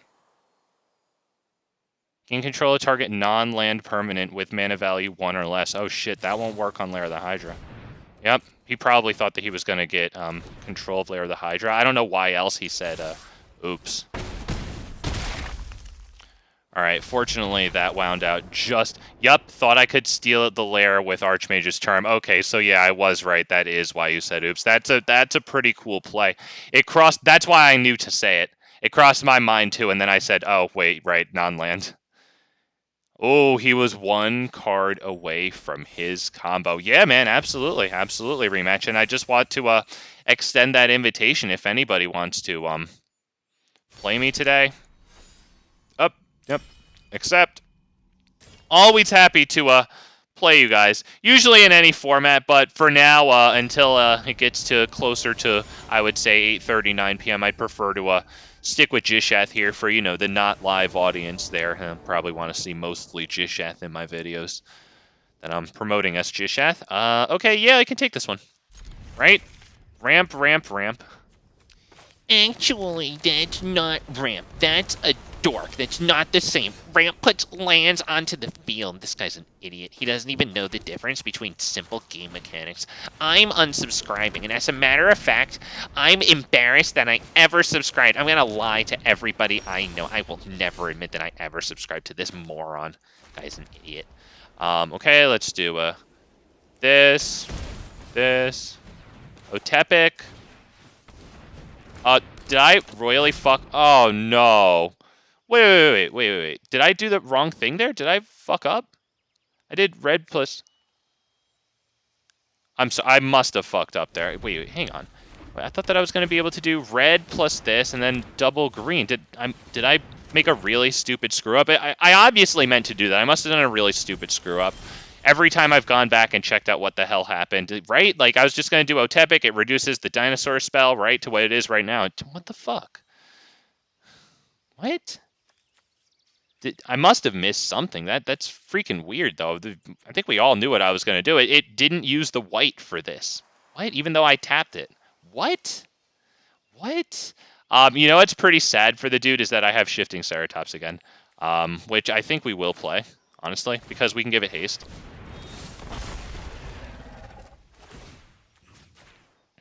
Yeah, this poor guy. I guess I should have just given it haste with its own mana thing. and then attacked for another 1. Sour, hey man, thank you for staying up thank you for staying up late as hell to freaking watch, man. I appreciate that. Take care of yourself, my dude. Alright, that's gonna be land Topiary Stomper, I think, right?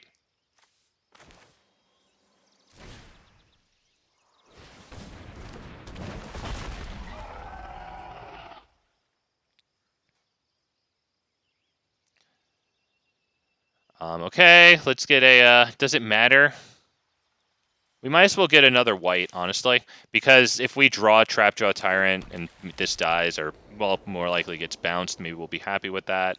Hang on, 1, 2, 3, 4, 5, 6, 7, no, let's drop this tapped. I was thinking of, should I do Skyclave Relic now?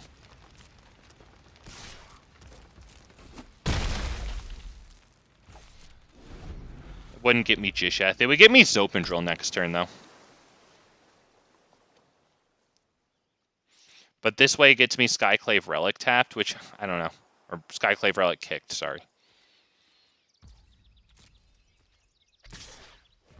Yep, that's fine. Can't do anything about that. And if he wants to lose the ability to block with it. He might have something like Shore Up, though, to be able to, like, untap it, right? Let's go ahead and attack. Not with Drover the Mighty, not with Otepic Huntmaster. I'll take the Dinosaur spell cost reduction. Absolutely. Very nice land skins, by the way. Thank you. Was it this one? I got a like 70% discount on that one way back. I was so fortunate when that day came around. I may have gotten Temple Garden too. I forget. I don't know. I don't know my own freaking cards. Whatever. I mean, he can counter that if he wants. He needs his combo because really, unfortunately for the poor bastard, we got Shifting Ceratops in another freaking consecutive game against him. That's really shitty for him. We take our fedoras off in a moment of freaking silence because the dude had to sit there up against fucking Shifting Ceratops 2 games in a row.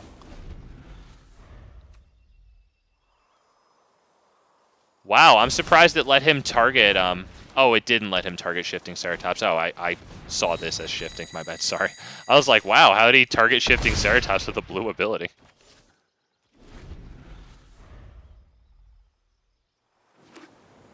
Looks like he's got this one. I'm not going to be able to bring Zopendrill on the field. Wow, yeah. Very good, wow. Very nice. Got in there with the Time Warp and the Hall of freaking Storm Giants. 2 uncontested blocks from freaking Kairi there, nice. So Shifting Ceratops can give itself reach, which is actually pretty cool there. Very nice Ollie there. Oh, man, very good.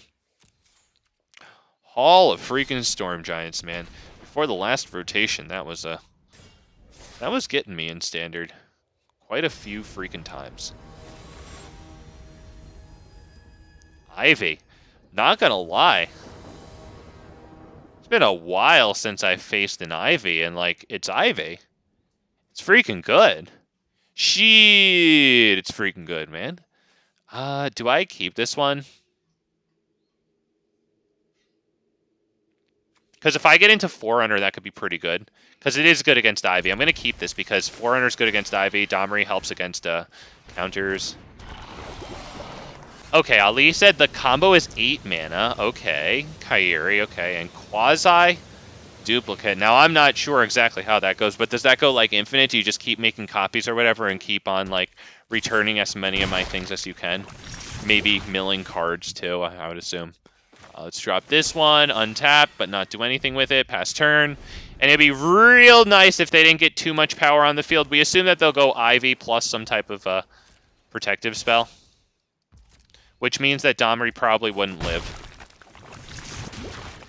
Because there's no way that next turn they won't be able to add 1 power onto their board and kill Domri. So that's actually pretty nice. I won't be able to get it onto the field, though. Which sucks. We'll go ahead and drop this on dinosaurs, though. Do I drop Domri just to get it down? I don't think it's worth wasting it, honestly. I just feel like it's a total waste.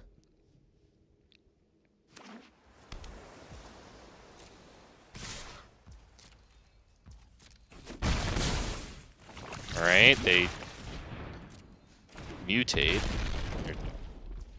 Oh, okay, they don't mutate. This affects mutates, though. Alright. I think it's just Forerunner of the Empire. We'll go and get Ripjaw. It's either Ripjaw or Ranging Raptors. Honestly, Ranging might be better.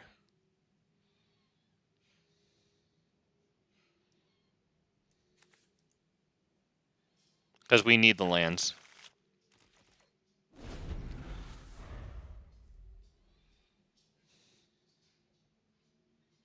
Can mill my whole deck and win with... Oh, wow. Okay, so you mill your... Okay, use Time Warp. Cast Quasi to bring back itself and time... Oh, Jesus. Okay. Okay, mill through your whole deck and win with Oracle. Oh, whoa. Isn't that a really good mutator?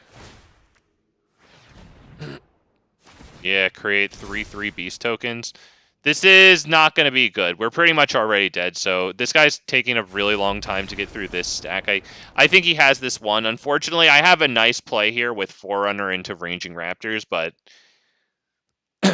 we didn't even get into it a turn early with anything like Armored Scrap Gorger. I'm going to take a break here for a second, but yeah, if we had gotten the turn 2 ramp, maybe that would have been better, but we did nothing, so unfortunately that one just fell flat. Be right back.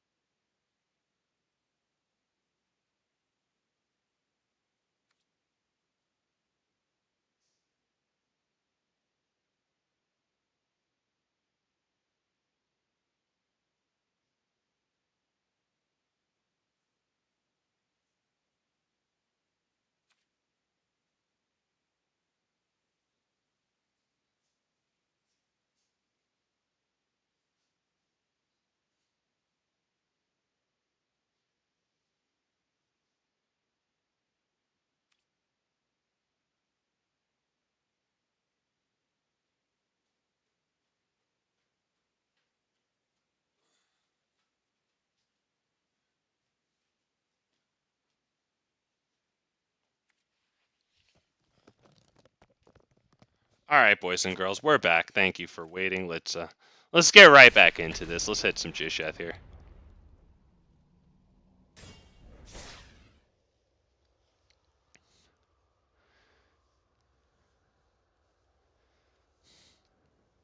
So tomorrow I'm gonna switch back to standard.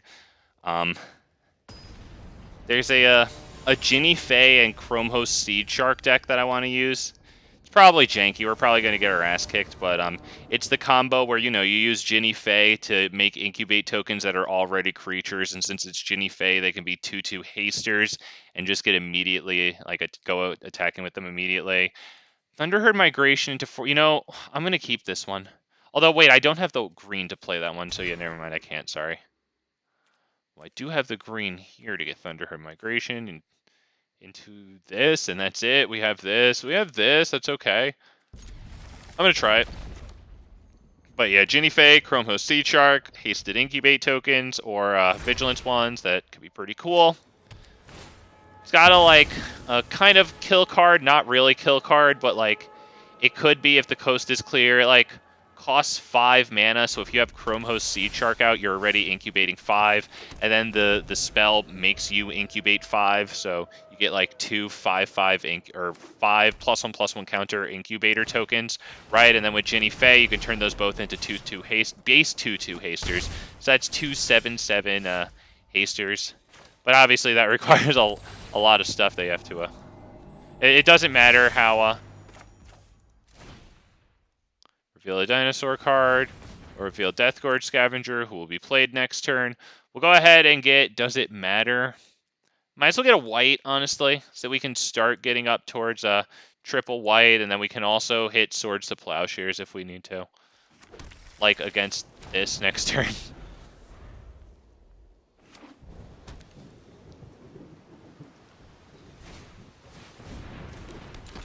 Okay, that is good. Hopefully we get an untapped land so I can go Deathgorge Scavenger, give it +1/+1 by exiling this. We do not get the land. We will go this. Pass turn. It was a sighting of the elusive mutate deck. Oh, the Ivy guy? Well, then good for him. If he's doing something that's lesser done, I very much appreciate people who do that. Saw some guy in the last 2 weeks. He was running the new Atali 7, but he was running like a lot of dinosaurs with it. Like a lot of like uncommon Ixalan ones too, which was pretty awesome. Alright, I hope Swords to Plowshares resolves here. Oh wait, does this have a deal combat damage to a player? So fortunately we can get rid of that. And they deal 1 less damage because it accepted that bonus too. We'll block here. Okay, we make it through that turn. We've got this. I'm not sure what to put it on now because I have double green here, but I have triple white here. So I really can't tell what to do here. Let's start with this.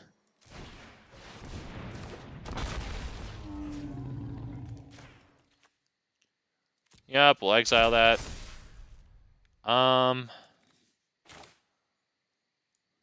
Might want to drop that on green, honestly. Just because Carnage Tyrant is a lot closer, you know? No attacks past turn.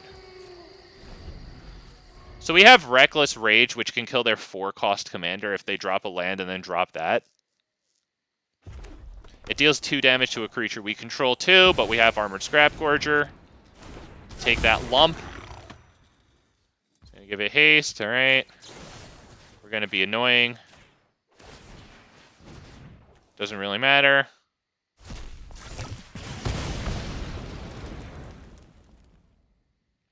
It's nice that we got 2 kills on his commander, but, like, we're still top decking for lands. If I don't get a land, I can't play... Wow. Pray for that. That's huge.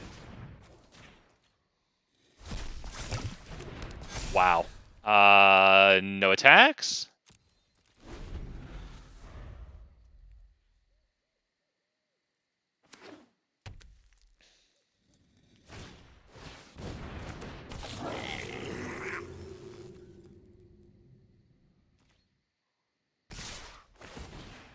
Alright, Squee does that. We'll block this.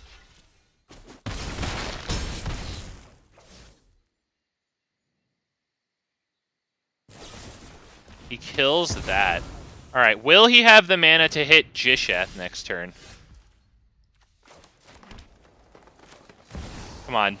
Come on. Yes, it hits. Just Gishath. Alright, swings in for... That Mirari's... What a god tier freaking top deck. Unbelievable. We're not going to use Masked Vandal. He doesn't have any artifacts or enchantments, right? Yeah, so pass turn.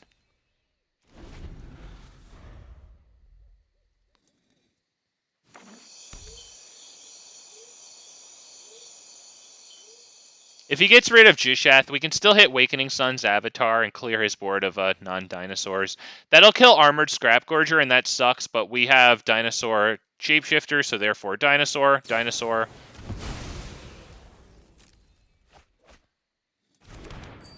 Okay, sacrifices the Squee token to that. That's good. Okay. That's not really the big play that he needs right now, but yeah, plenty of more mana. Okay.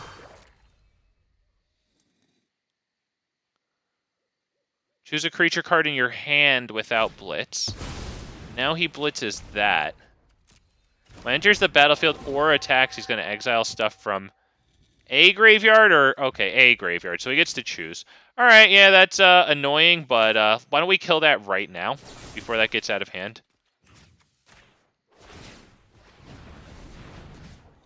Let's get his creature out of there.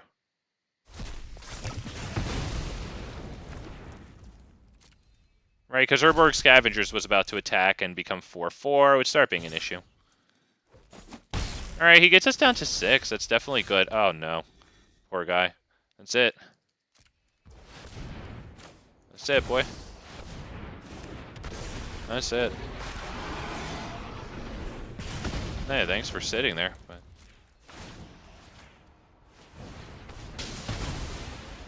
I do appreciate him. Oh shit! No, no, no! Now he's gonna quit if I fuck it up. All right. We get another one. My bad there. Sorry, I double clicked in that area. My bad. We'll get rid of this one. Oh shit! I should have gotten rid of Squeak. My bad there. My bad. That actually made a difference. I was just thinking creature, not actually that correct creature. All right. So Zatalpa to survive board wipes would be the best here. We'll take these just because it's funny. We'll get a basic land out of Ranging Raptors getting hit by Marauding Raptors.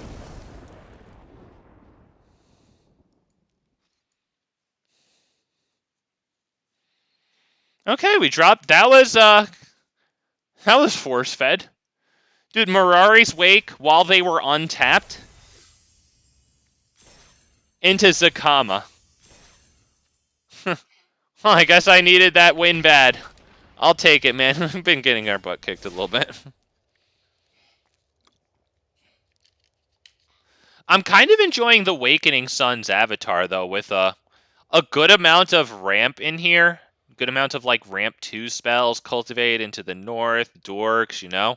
Like, I really like having that thing here.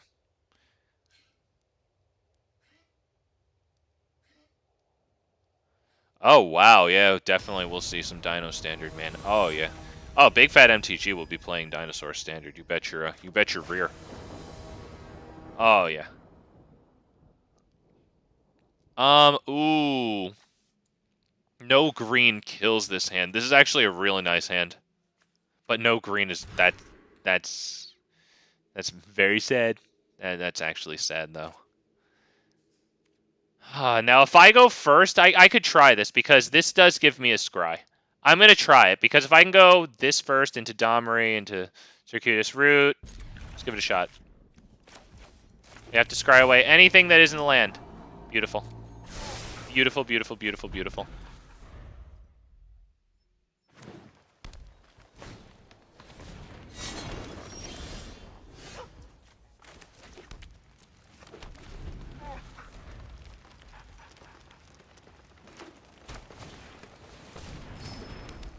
Okay. Looks like... Ooh, I was going to have to drop this one on red, but now I can drop this.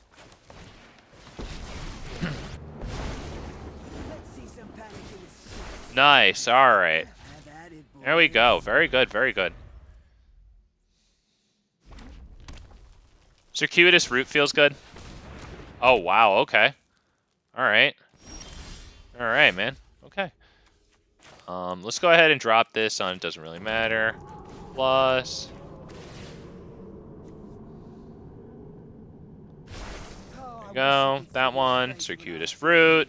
We'll get, what? Red, white.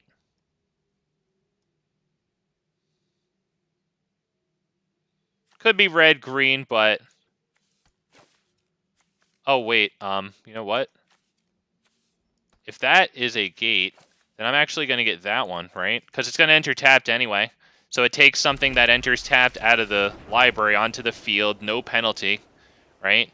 And it's the one that seeks a non-land card, so that's actually a pretty good... That's actually pretty awesome, not going to lie. Shit, the fact that it can do that, that's actually pretty good. That's actually good. Damn. Oh shit, okay, that has big haste, okay. Alright. That's huge, because we can actually drop Iganjo here and then hit Atali, Primal Conquer. I'd say we want to do that. Alright, so we need something really good. Like, really amazing. Something like a fight spell. Wow. Wow. Cosmic style, by the way. Choose 2. Green and red.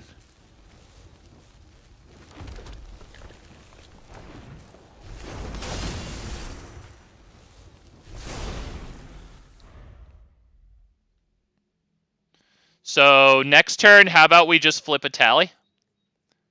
And attack with 12-12, double strike, trample, indestructible. How's that sound, boys? Shit. You have fucking Cindervine for that shit? Come on, man. Why you gotta have Cindervines for me? Come on, dude. Why do you have Cindervines? You think I'm gonna block that? I know what Cindervines does.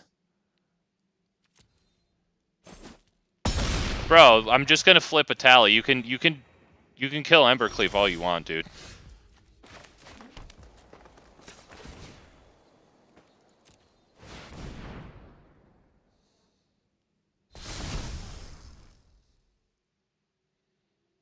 Ooh. Okay. Woo! Wow. Wow. Hey, I appreciate Kaiser here taking the hit from freaking Itali Primal Sickness. That's very nice of you, dude. Thank you. Wow. Wow, boys. Wow. It wasn't even really the Embercleave. It was the Embercleave until they dropped this. Then it wasn't, because obviously the sacrifices destroy target artifact or enchantment. Cindervine deals 2 damage to that permanent's controller. Damn, dude. Damn, man. I'm surprised he attacked with the hamster there.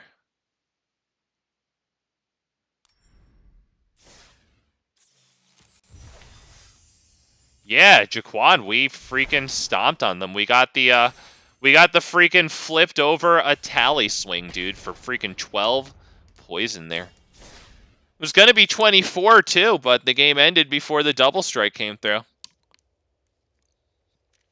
Damn. Woo! Damn, happy to flip a tally on that one. Damn, man.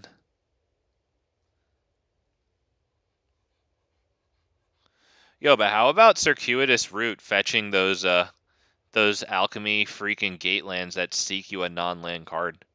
That's actually really freaking good. And like add to it the fact that you're thinning out your library of lands that enter tapped, right? That's pretty good. Now if you draw lands, more likely to get ones that enter untapped and they're useful right away. Like that's actually so cool. I cannot keep this hand. Damn. You got a lot of good stuff here. But no.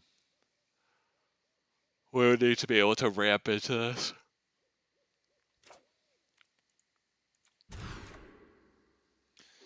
Yep, that's good. We'll keep... What?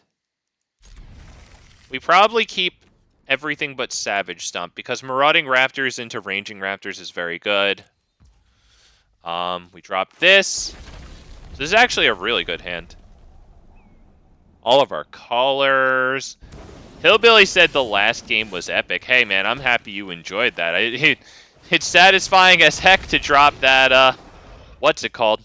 That Itali, right? Or flip it over. Damn, man. With the cosmetic style on Embercleave, too. Makes it better. Wow, we did it. We did it, boys and girls. We like the stream, right, boys and girls?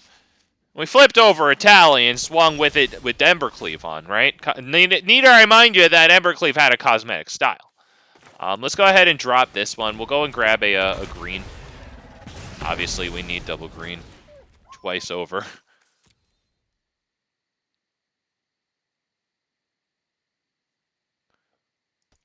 Okay, good.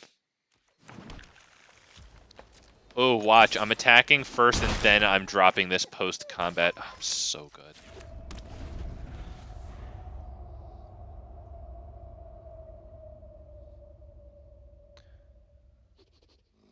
Got the nice Marauding Raptor into Ranging Raptor's line. That makes me so happy. It's just such a satisfying little value play. Not the greatest or anything, but like... I don't know. It just makes me smile when I do that, man. Marauding, freaking into Ranging, it's just chef's kiss. This guy's not having the greatest Itali game, although now he's kicking some butt.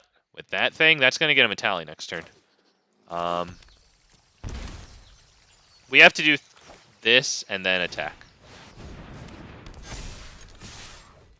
He clearly doesn't block. He wants to get his commander down. He's not insane. And too bad he got Llanowar Tribe. I'm surprised it took him so long. He must not have been at the computer because, like, seems obvious, right? Do you want the thing that lets you cast your commander next turn? Which is then going to cast off of both of our libraries, you know? I can think of a pretty good answer for that. It's yeah. Oh no, the auto tapper screwed him. Look, it left open that one instead of command tower. It's terrible. Oh, okay.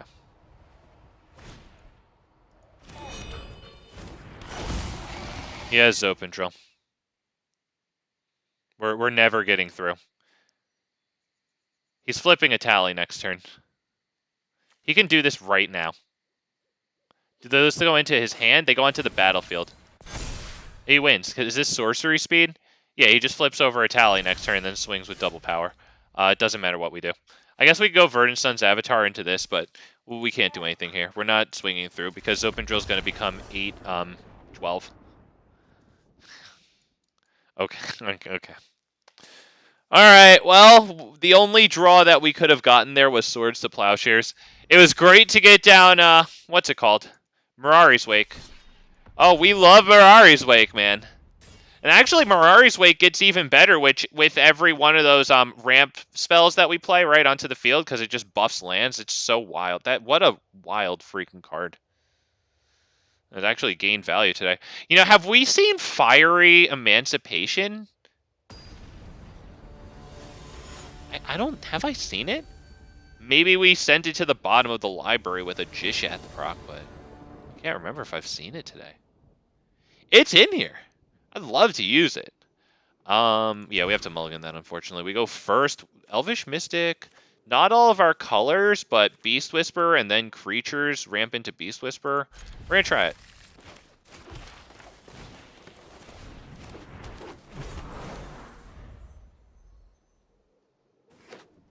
Oh, we haven't seen it. Okay, damn.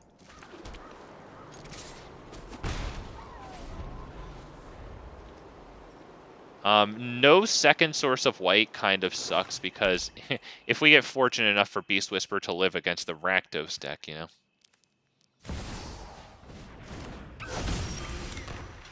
Okay, wow, this is something that can be casted after Beast Whisper, so that's big good. We'll take the Scry here. Planes? Yeah, that's the planes for Trapjaw. That cures the exact thing I was just talking about, so. Let's do that and hope it doesn't immediately fall to cut down. It doesn't, we like that.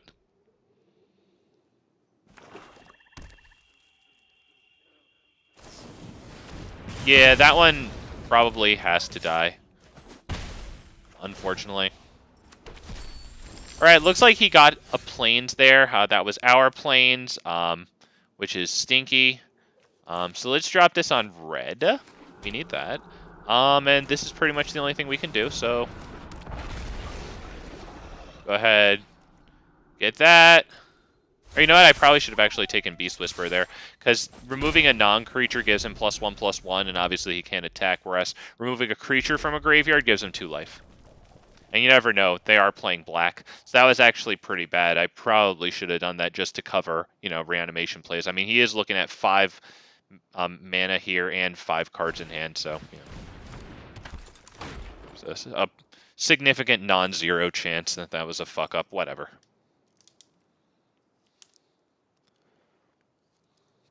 Ali says, I got next. Yes, you absolutely do. I want to remind everybody, always happy to take you guys on. If you guys want to face the might of freaking Gishath, you're more than welcome to it. We will block that. We've got to put a stop to it. They're already making enough treasures with Crucios here and getting, like, you know, curated cards into hand. Well, not curated, but, you know, cards within certain parameters. That is very good. 1, 2, 3, 4, 5, 6. This would be 7. Then next turn maybe 8. Honestly, Carnage Tyrant, but then it just gets blocked by that, right? Let's drop Carnage Tyrant.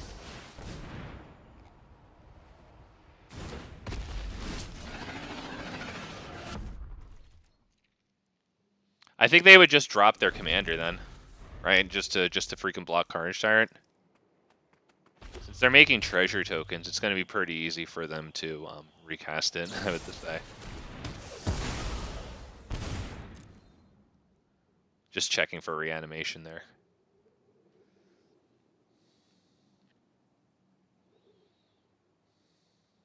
Well, I mean, dropping Carnage Tyrant was good. Infernal Grasp.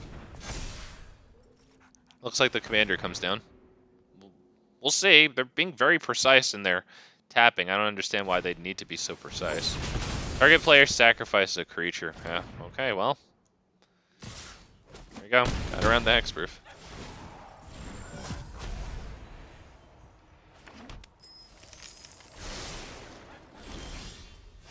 Oh, wow. Kogla and freaking Yidaro. We can do that next turn. After we grab something with at least red in it. Probably red-white dual land looks good. Right, that pretty much solves both of the issues in our hand, so red-white dual.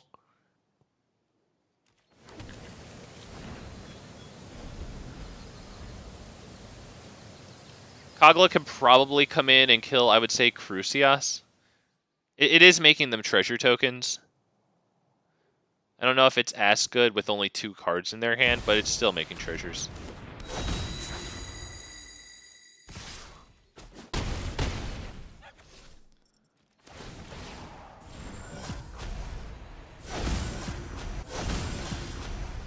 Wow, Awakening Sun's Avatar will be something nice to get into to wipe their side of the field. For now, we drop this. Fights Crucius. It would be awesome if it lived. They do have 2 mana. The almighty 2 mana for Rakdos. Okay, we get the fight off.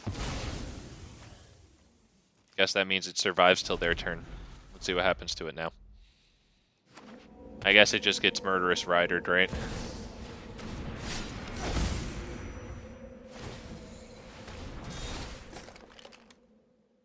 Okay, that has protection from me now. But if they attack with it, then they don't have it as a blocker. Wow, Domri Anarchobolas, not bad. Deals damage equal to its power to any target. Okay, so Domri's going to come in and die to that thing, unfortunately. I think we still do it, though.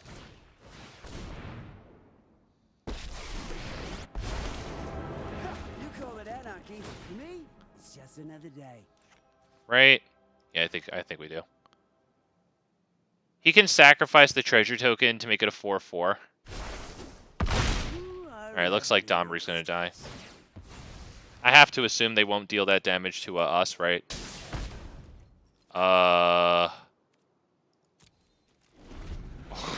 You could deal it to any target, dude.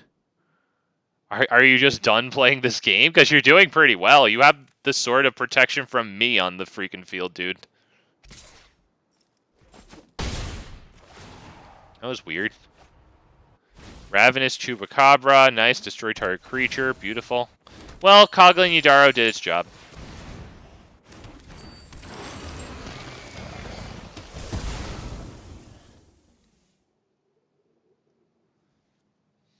If we top deck an untapped land, we get Awakening Sun's Avatar. I mean, or Gishath. I wonder which one would be better. We do not freaking get it. That kind of stinks. So this, right? 1, 2, 3, 4, 5, 6, 7. Yeah, we don't have it. That really stinks. And this. Nothing disgusts me more than law and order. Kind of sucks. Looks like they just win, right? Because they just attack with this. I think that's it, right? I can see them doing 3 damage, 3 damage. That's 6 that I can't deal with, and I can only block 1, so that's a good game. Yeah, then another one to boot. Yep. Okay, we're just gonna sit here and take forever. Like, you clearly already won the game. All right, so he knew that he was gonna destroy our creature. Yet he also played another creature. He very visibly has more than lethal. So, if he was to do that quickly, that would be fine. But like, he can't even win without grace quickly. So like, we'll just go to the next one. Imagine how excited he is. He's probably peeing his pants. God, dude. Oh, shit. Ali said he had next. My bad, my bad. Okay, I got you, Ali.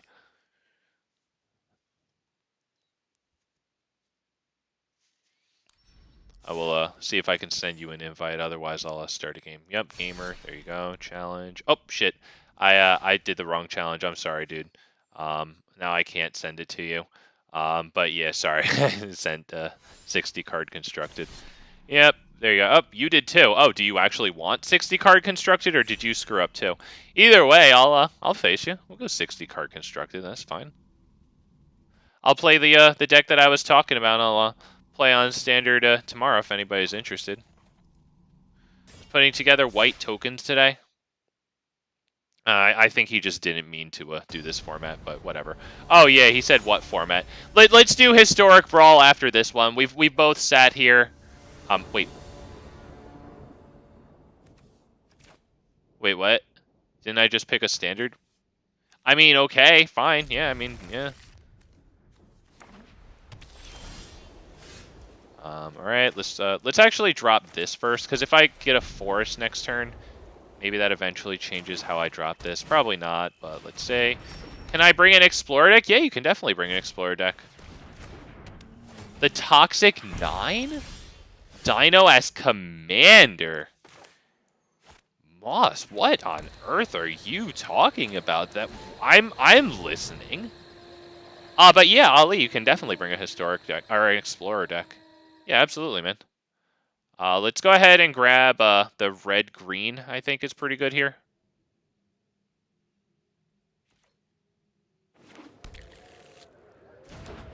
Right, definitely a lag spike there, but it looks like the game's catching up, judging from how fast that animation went. Good. Enters the battlefield, venture, and it gets +3 and flying as long as you've completed a dungeon. Okay, okay.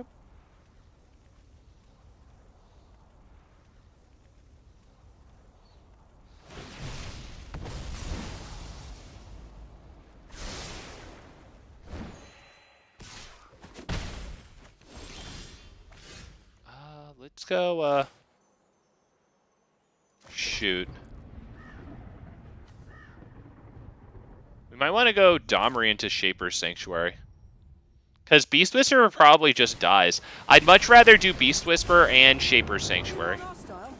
You got it. Oh, I'm sorry. Were you doing something?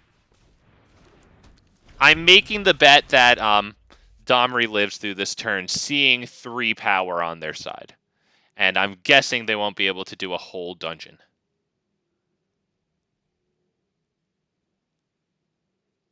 Oh, at Zekmos, yeah, that, it has to be a legendary creature in order to be your commander, so unfortunately you can't run Tyrannix Rex.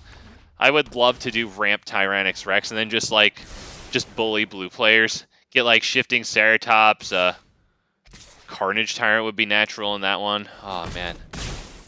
Oh, look at you. Alright, so if we want to, I mean, we could hit the Skyclave Relic tapped here. Or kicked, sorry. Is that the way to go here? Oh, shit, I fucked up there. I mean, we could also do Beast Whisperer and then fight it against, like, this, I guess, wouldn't be bad.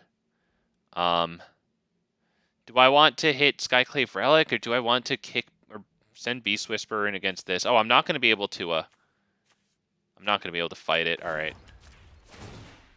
All right. My bad. Sorry, I was thinking a lot there. I think the best play is to lose Domri here, but get this down.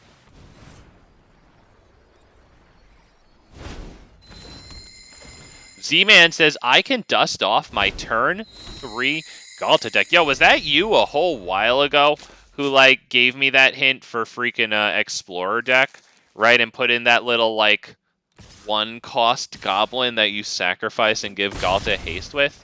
Was that you? Because I remember that idea was presented to me by some commenter. Some commenter, that sounds so dismissive. Alright, but he's tapped with his Death Toucher and he's tapped out of mana.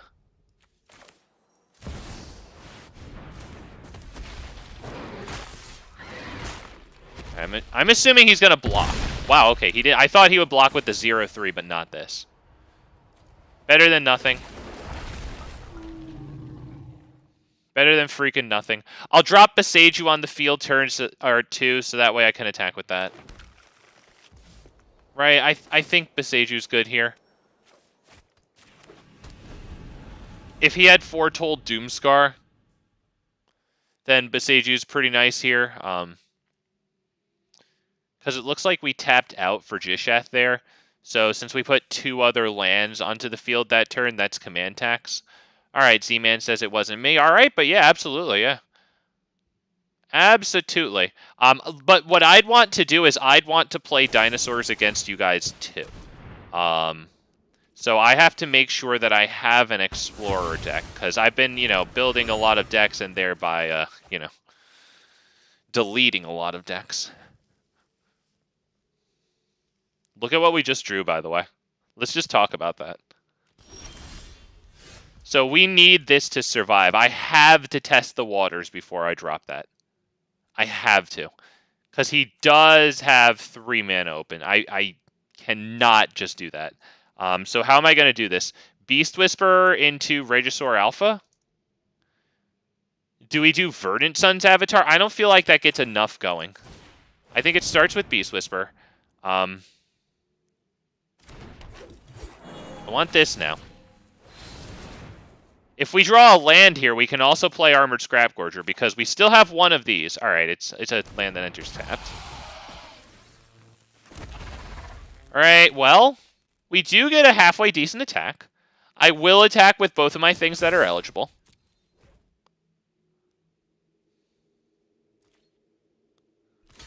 I just genuinely don't think that this would survive for more than its when it enters the battlefield trigger going onto the stack. I'm not convinced. Maybe I made a silly fool out of myself.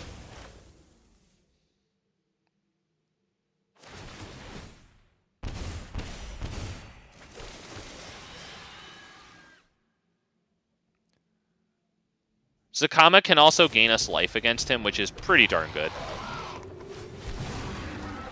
Okay, not bad, not bad. Choose up to 2 target permanent cards in your graveyard that were put there from the battlefield this turn. Return them tapped. Wow, not bad for 2 Freak of Plains. Very good value there. Very, very good value. If Beast Whisperer lives, I will feel more confident dropping Zakama. If he board wipes, I will feel more confident dropping Zakama. Although if he board wipes, Zakama doesn't have a lot to destroy, right? I would probably drop Gishath there, right? Hope for Zatalpa, the indestructible. Alright. That might merit Zakama. If you hit double Q, it's supposed to tap all your lands. There it is.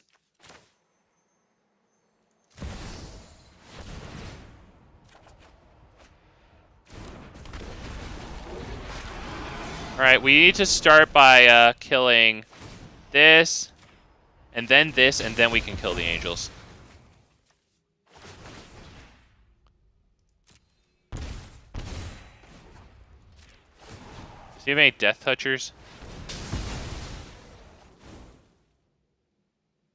We have 2 more uses of Zakama here. So let's start by attacking. Not you.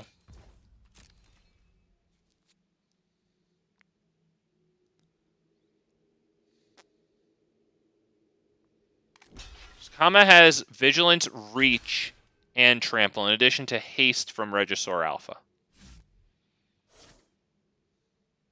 We're going to use Zakama's 2 3-damage blasts to kill one of the angels that's dealing the most interesting combat damage here.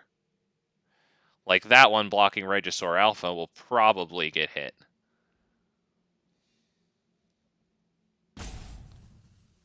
Yeah, we've definitely given him some stuff to think about. We're gonna hold those until his turn, past turn. We can do it at instant speed. I got off the things that I feel needed to get out of the way. Zulaport Cutthroat, right, for all the life, and the Death Touching Commander that would happily trade for Zakama. Yeah. Kaya's freaking damn wrath.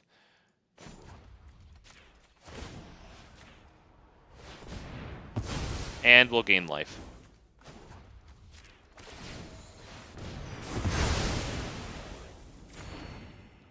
You know what? Zakama did a great job. He even got his arcane freaking signet, dude. Oh, that's ridiculous. Bro, that's ridiculous.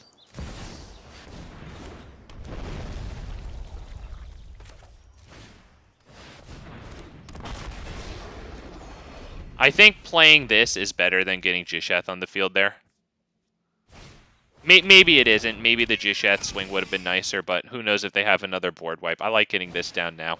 Really forces him to deal with Gishath. Does this have trample? Okay, it doesn't. But he has to block Gishath because it's going to be lethal damage swinging in at him like that.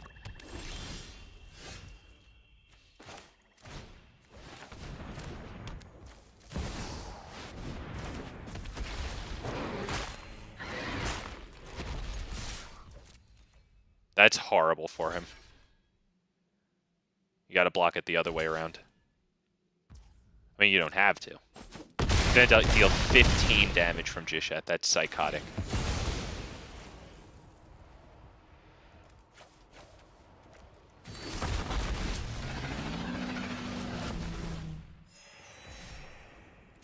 Last turn. Doesn't mean we have it. A board wipe would be very good for him. Yep, thinking. Yep.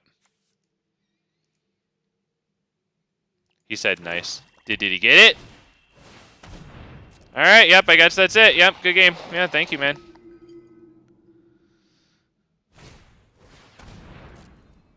Enchanted creature gets -2. I like it. He goes out on his own terms. Yep, very good.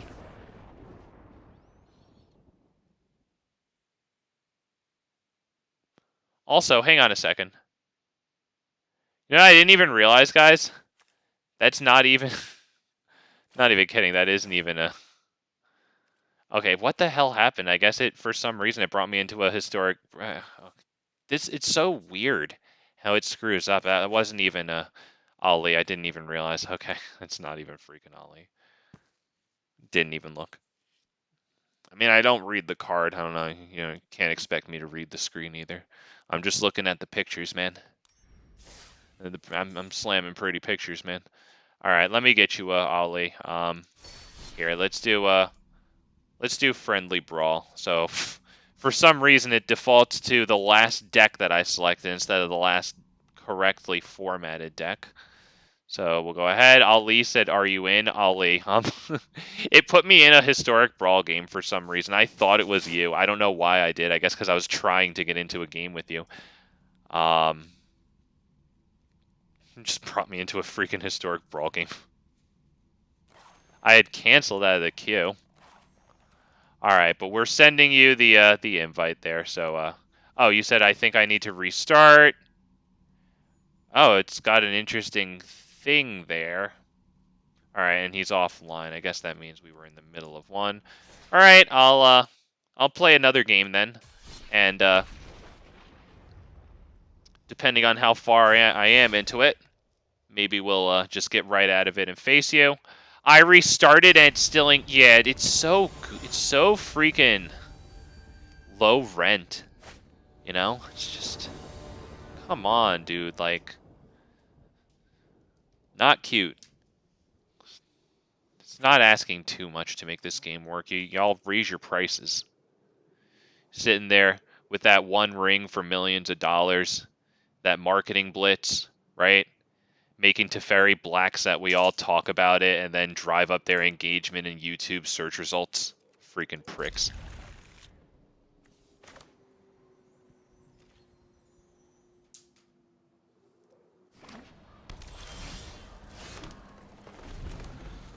Right? Got a nice, healthy smattering of colors here. Kogla and Yidaro, something to ramp into. That'll be nice because it can get a nice fight on their commander, even though it'll enter tapped. That's fine.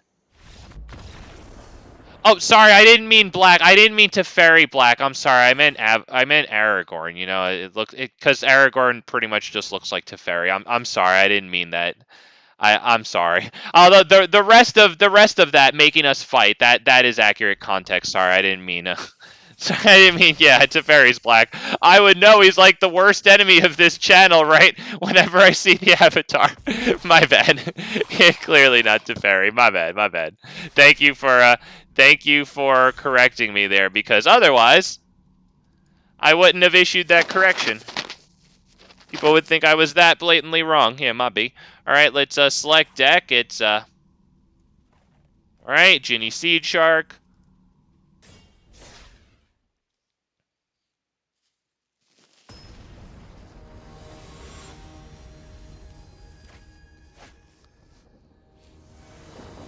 Just saying, they can do a great job marketing. They even do such a good job marketing that they sit there and make us argue over Black Aragorn. Sorry, not Black Teferi. He just looks like Teferi.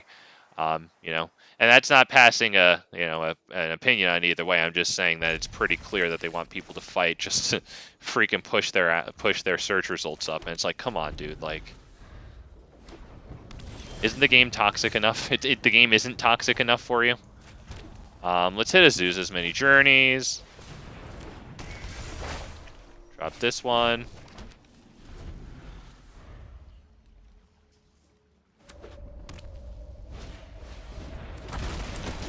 Oh, you never noticed it? Okay, then good. Yeah, a lot of people. Well, some people seem to notice it.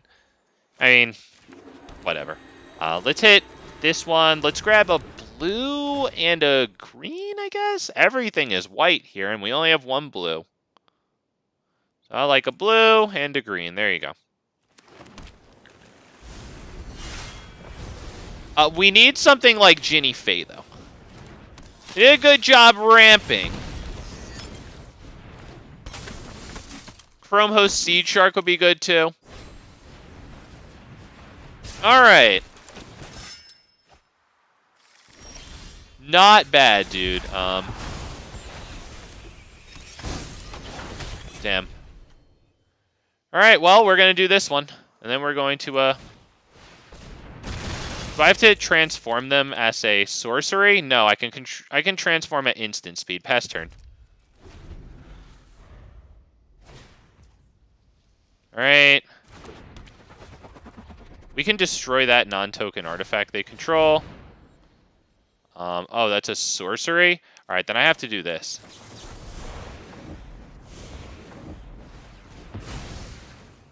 Might be the first counter I've ever played on this channel. I have one of those, too. There's my excuse, you like that. Alright, Venerated Loxodon. Right, I remember losing to that a bunch of times. Oh, yeah. Alright, well, we are definitely going to smash in, too. Let's go ahead and transform. Do we hit Sunder the Gateway just to transform this, right? No. Hang on, let me hit thinking. Do we kill that one? Yeah, I think we can incubate there. Or kill that one, sorry. Alright, let's incubate. We'll 1, 2, we'll attack. Right, yeah.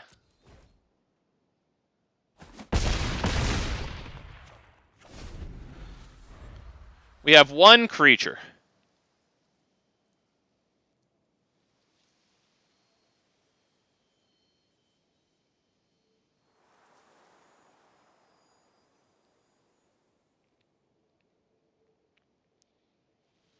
Well, one creature open to block, sorry.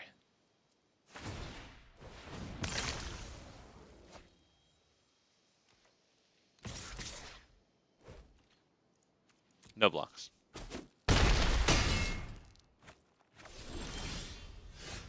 Wow, Invasion of Gobakhan. Very interesting. We might want to do that right now.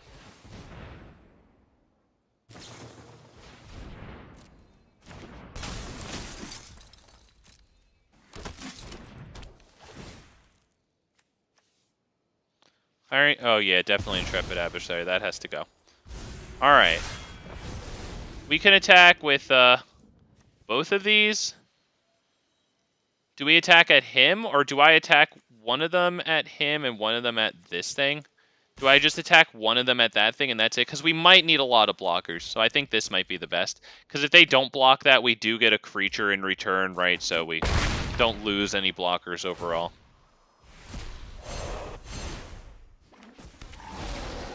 As a matter of fact, we can go ahead and probably play this right now, right? Because we do gain 5 life, so that will help.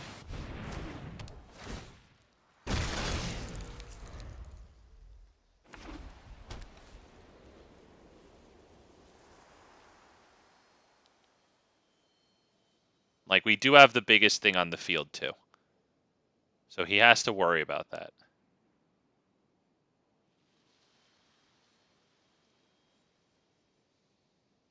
Basically, if he attacks, he has to all attack.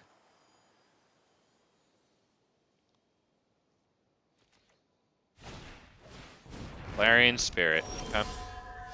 Ginny Fey, we needed you a little while ago, sweetie. We needed you before we played this. Nevertheless, we can still do this. Yep, we can go ahead and attack. All of them at him? Yes. Because we can drop Ginny Fey and then protect. This is Vigilance. If they want to block the 3/3 with one of their 4/4s, we have Tyvar's stand, X equals 1.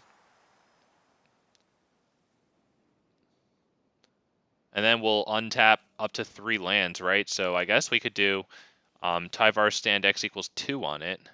I guess that wouldn't really matter. But then we would untap 3 lands and be able to hit Ginny Fey. And we could do Tyvar's X equals 4, or 3, if we need to, right? Depending on the double block it gets. Okay, how are we doing this?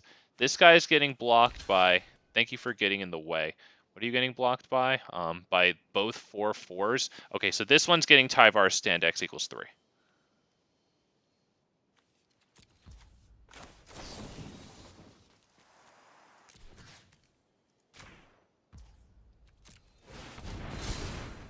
That's huge.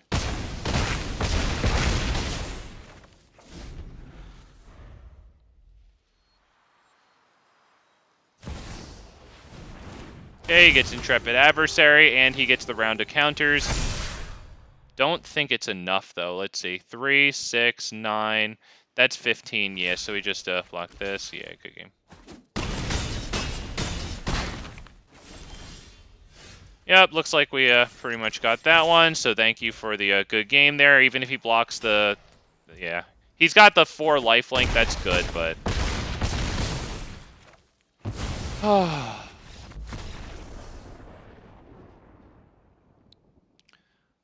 Yeah, I got really fortunate. I had the exact perfect amount of mana to hit the exact perfect spell for that exact perfect combat situation. Yeah, that's very fortunate for me. Very fortunate. Ali said, if only I had a faster hand. Yeah, it might have been a different game. And not gonna lie, man, I'm happy to take one from you, because you are a formidable opponent, sir. Happy to take it from you, not gonna lie. With all due respect. Yep. Alright, so since you sent me that there, hopefully it actually took me out of a freaking historic brawl here. The queue there, and doesn't do what it did before. Alright.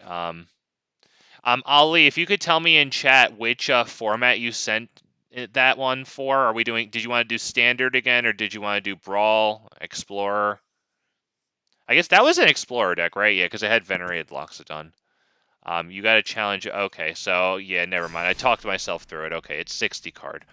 All right, let me challenge you. I'm going to see if I can grab my dinosaur deck, if I have any of them still built here. Because, if we're in the Gishath stream, let's see if we can get some dinosaurs. I gave a little preview of what I'm going to be doing in Standard tomorrow. All right, let's see.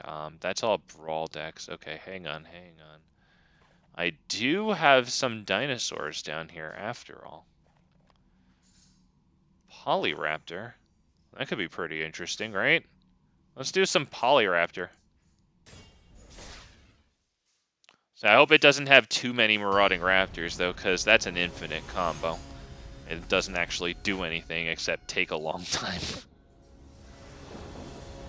Unless if you have a fling. I go first. I don't know if this is the hand though. We need a lucky land for Topiary Stomper. I don't think I can take that one. I really wish I could. We'll keep this.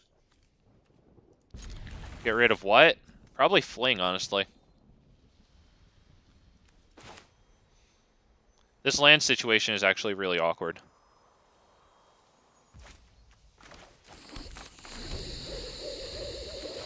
Right, we would really like a land that enters untapped. What the hell am I doing in this deck? Fight rigging? What the hell is going on in here?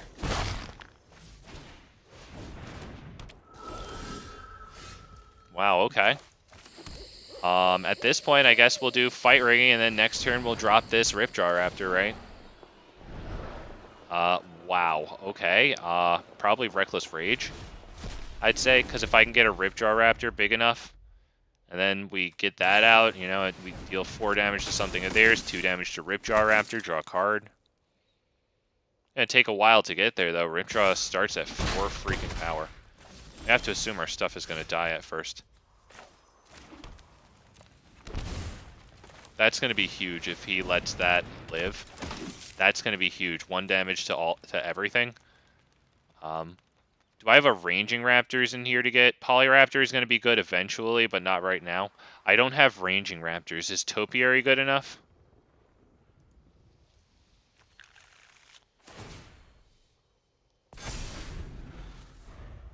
I'm still going to play Ripjaw Raptor. Yeah, that had to be killed, or else it would deal 1 damage to each creature. We have to do that because it can attack and block. I love Ripjaw Raptor. It's such a nice feeling to play it with either Forerunner or Marauding Raptor out, especially when you do Marauding Raptor turn 2, Ripjaw turn 3, have it take the 2 damage.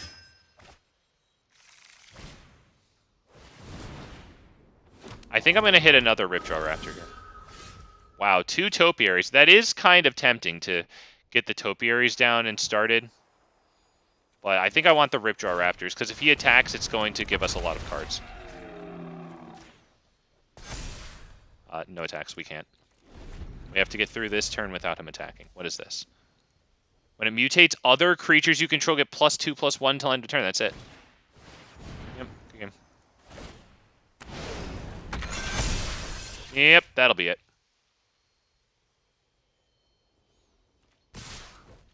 We get some cute blocks, but yeah, that's it. Looks like it's dealing 13 damage here. Oh, right, then this too. Alright, damn. Oh, man. Didn't get it there. Didn't get it there, man. I wanted to have the nut hand. The nut hand. Oh, thank God you didn't go nuts, damn it. Yeah, I didn't go nuts there. Woo, with Convoke on 2, Jesus, man. Wow. And lethal on 3, Jesus, that is the nut hand, isn't it? My God.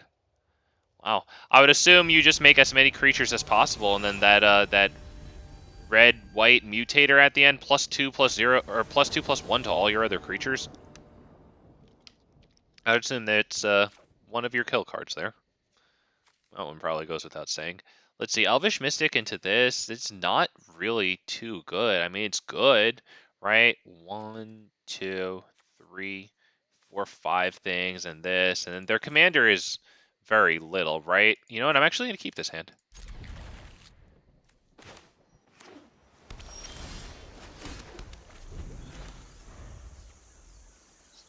Hopefully they drop their commander here. Just drop your commander. Thank you. Oh, wow. Okay, let's actually drop that one and hold off deciding what to do there.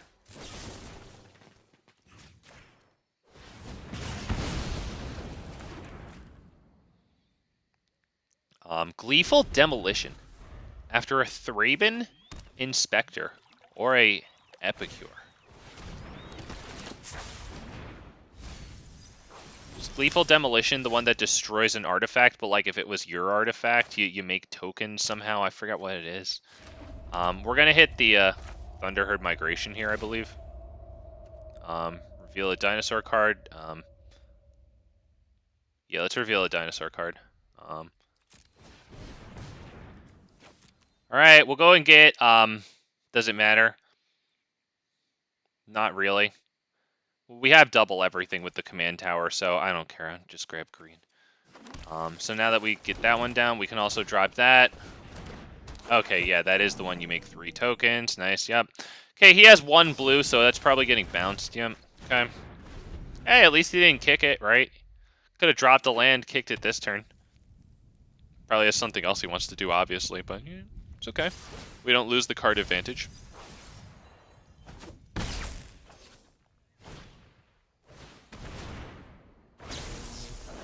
Scry 1, draw 1. That's good. We'll really hope to resolve Regisaur Alpha here. Alright, that's good. Let's we can just drop this on Dinosaur. It'd be nice if that survives. It's obviously not the end of the world if it doesn't, but it would be nice.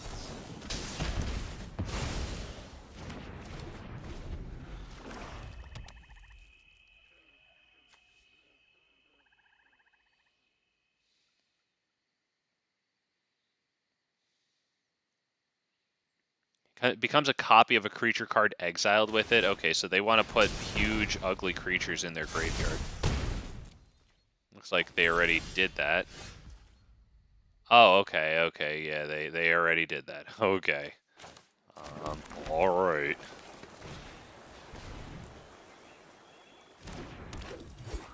Let's go ahead and pass the turn.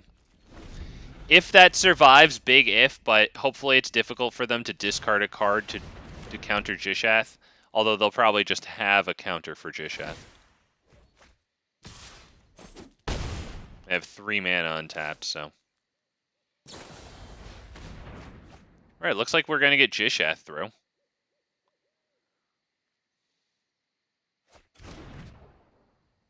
Does this have Death Touch? Does it have Indestructible? They have the blue mana. They have the blue mana. Very unfortunate. Do we go Gishath or do we go Zopandrel? It looks like it just gets countered here. I can't see them not countering it, even though they have 2 cards in hand. That really sucks. Alright, so does it get killed now? That's pretty incredible that it's on the field. Does it just die to the almighty 2 mana black kill spell? No, it actually swings. Do we get anything? Better, you know what? Better than nothing, dude. Better than nothing. Guess who's back? Guess who's back? There you go. I think that's much more accurate. It's me, XO. Oh. Hang on. I blocked that, right? Right? Yeah, I blocked that. Was I wrong for blocking that? It gets witness protection off of Gishath in a reasonable way. Alright, well. That didn't quite work. Fine, whatever, dude. You know what? We have this into Savage Stomp. Actually, let's hang on. How much does Gishath cost? 1, 2, 3, 4, 5, 6, 7, 8. Okay, 9, 10. So I have to drop this one if I want to get Gishath down. We have to try this.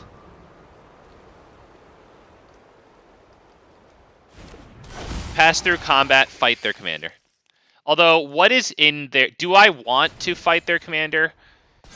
Because they could just make it a copy of Ulamog next time, right? Hang on, how much total mana would that cost? 2 more, so their commander costs 4. And then how much does it cost to flip over? It's under my thing. Do I kill that? No.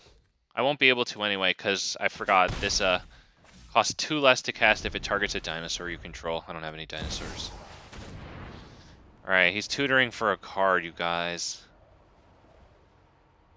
We have to imagine it's a counter. We're still going for Gishath, of course.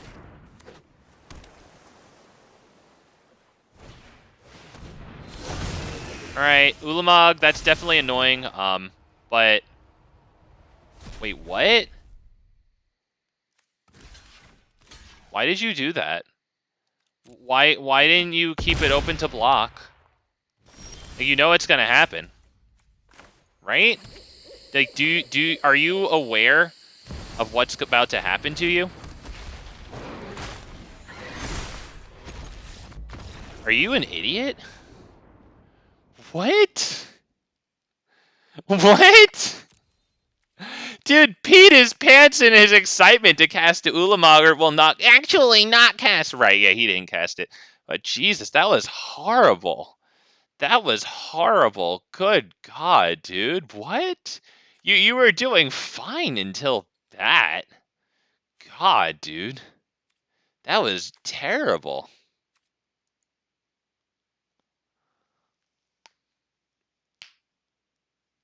Maybe that was just he felt like he was done, because, I mean, you know, we were still going to get Gishath through there, you know.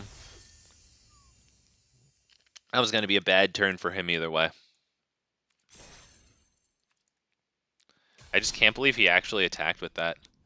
Oh, what just happened, Lana?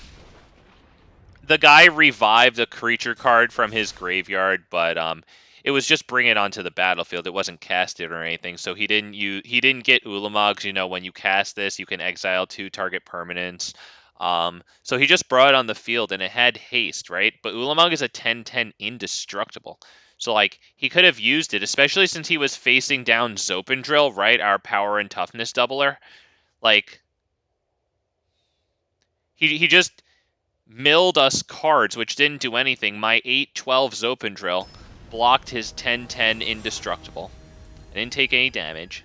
Now he didn't have a 10/10 indestructible to block with and possibly live another turn, because I'm sure he could have come across a board wipe. If he had come across a board wipe, that would have left his indestructible Ulamog alone. Like, he would have done great there. I can't believe that he did that. This hand isn't the best, but it's not terrible either. Ornithopter, and then getting into, like, Selvala. I want to get Selvala turn 3, because then we can drop Shifting Ceratops. Right, and then Selvala will add a net of 4 mana. So hopefully Selvala really helps us get to a fast Gishath. Selvala is such a wild, crazy, wacky card. Let's just drop Selvala and then save the life with this, I think.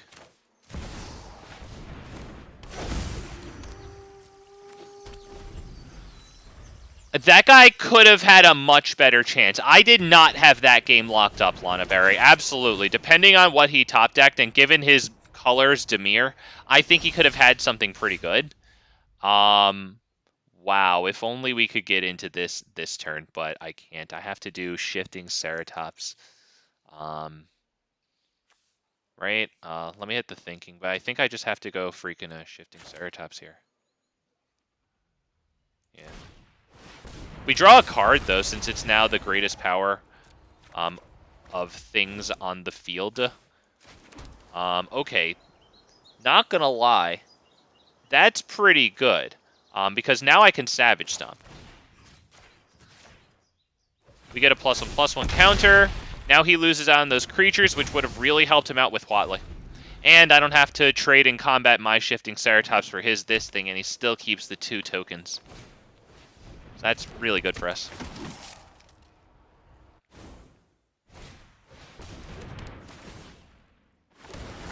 This guy, it's going to be bad. Selvala nets for +5 mana. We're getting Gishath down.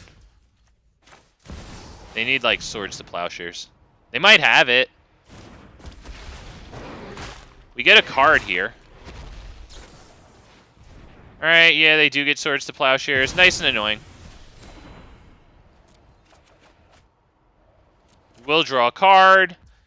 That's going to be good. In the meantime, do I drop this? Hang on. Next turn, 1, 2, 3, 4, 5, and then 10 mana. We could do Forerunner of the Empire into this. That's right. Get the fuck out of here. But let's see. Next turn, let's see. 1, 2, 3, 4, 5, and then +5. 5 net mana, right? Because this is 6 -1. Okay, so next turn with 10 mana, we could have done Forerunner of the Empire. What would we have put on top of our deck? Ripjaw Raptor probably instead of Ranging Raptors, right? And then we could have dropped Burning Sun's Avatar. I guess it would have wiped out these two, and then it would have dealt 3 damage to a creature and to a planeswalker. So here's the creature. Possibly there's the planeswalker. All right, so we were definitely set. We were definitely set there.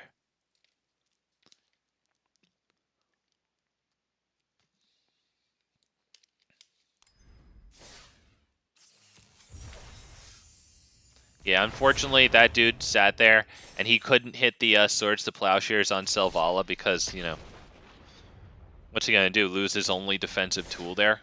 We still had Shifting Ceratops with the +1/+1 counter. 6/5 ain't no joke. And little did he know, Burning Sun's Avatar was about to come in. Burning Sun's Avatar, if I can get it out alongside Fiery Emancipation, would be pretty nice. Since Fiery Emancipation triples the damage that our stuff deals to their stuff. So when Burning Sun's Avatar comes in and deals 3 damage to a player or planeswalker and 3 damage to a creature, that's huge. And then if it can swing in as a 6/6 and have that damage tripled, that's pretty nuts. Do I keep this? I don't think so. Yeah, we keep this. What do I get rid of? That's another question. Probably the Otepic Huntmaster, because it doesn't help us get to Mirari's Wake. We have a 2-mana play in Drover that does get us to Mirari's Wake.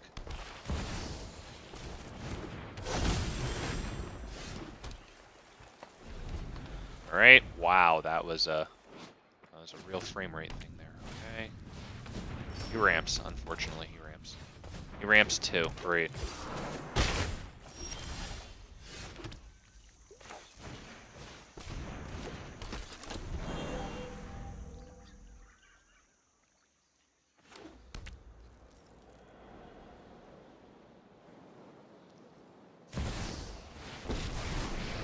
Oh boy. Alright, well, that's going to get him a tally next turn. In the name of Atraxa, power is mine for the taking. Alright, well, we might as well drop this and then hit Selvala. Yeah, unfortunately, going second here, we actually did pretty darn nicely in this one, but obviously going second, like, we drop Selvala, he drops a tally. He actually gets a card out of Selvala, too, for dropping the greatest power onto the field. Oh boy. You got... Okay. Okay, I get it. Okay. Yeah, because, yeah, it looks like 1, 2, 3, 4, 5, 6, 7, 8, 9. Next turn, he just flips over a tally.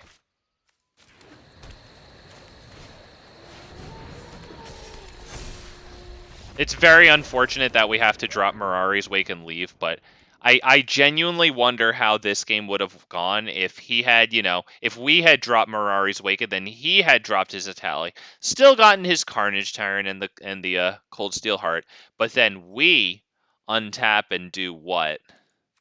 You know, we would then drop this land. We would have 10 manas. Maybe we could drop Gishath and then get a whole lot out of Selvala. Drop Zatalpa. I don't know if we could swing with Gishath. We probably would be able to, right? And force them to block with one of these, I guess. Wouldn't be ideal. At least we would have Zatalpa to block their flipped Atali Primal Sickness a couple of times, right? With 8 toughness versus their, it would be 11 power commander. They'd probably have to -4 Luca to deal a lot of damage to Zatalpa at that point, right? So that way Atali's damage could trample through. Even though Zatalpa's indestructible, obviously wouldn't kill it, but that would work with trample and lethal damage, blah, blah, blah.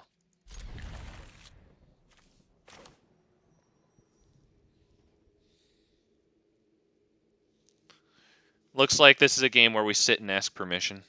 He did mulligan twice, though, so he kept a 6-lander. And he went first. Do you want to do Tormod's Crypt and exile target player's graveyard and nobody has anything? Do you want to do that? I genuinely wonder if he wants to, so I'm genuinely asking. Let's see. We'll get something with red and... Doesn't really matter. Red and green.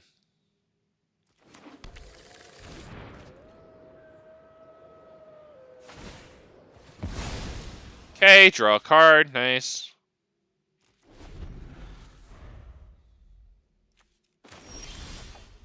Wow. Alright, is it Forerunner of the Empire, or is it Thrashing Brontodon? I think Forerunner's so good that we might want to test the waters with Thrashing.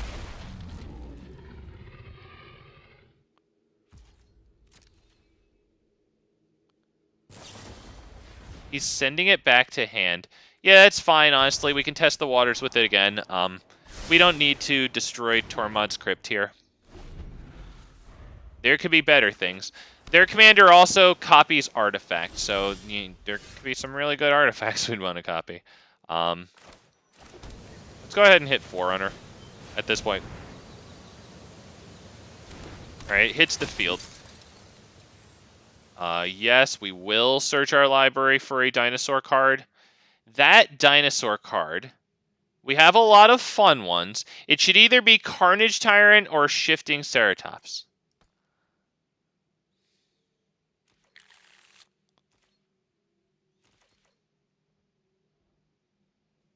Oh no, you see him? You see him? See this? Oh my god, you guys just I can't say nope to Carnage Tyrant. Alright, oh yeah, that thing is really good. That thing is so good, in fact, that we're gonna drop Thrashing... Do we drop Thrashing Brontodon down and kill that? Maybe next turn. I think I want... Because the thing is, it could resolve right now. That's the problem. I could do Garrick's Uprising into it, but then not kill that. So let's just drop freaking Carnage Tyrant.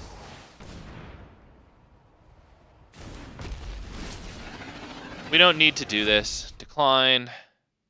We'll go ahead and get our one whole entire damage, and we'll finally take the lead. There you go. Says, once each turn you can pay 0 rather than pay the mana cost for a spell you cast with mana value X or less, where X is the number of time counters on this thing, and X equals 1. Okay. Dinosaur. Let us start by attacking.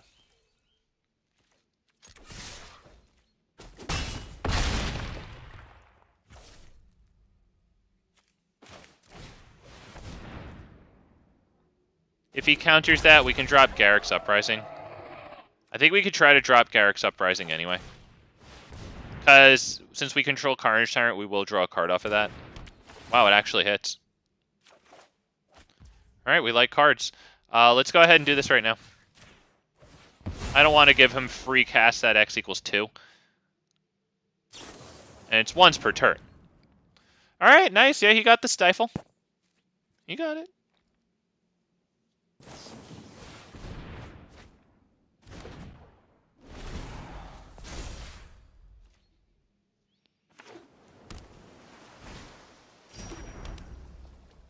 Alright, that's his free cast at X equals 2. Wow, alright, let's bait the counter with this, and then we'll do the Masked Vandal. I want to kill as foretold.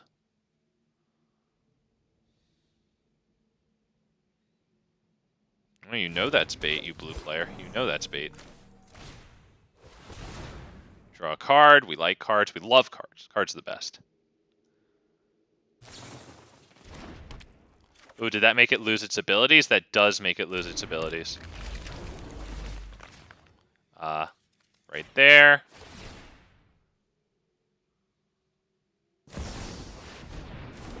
Oh, so they're going to use the same thing that copied the activated ability or whatever.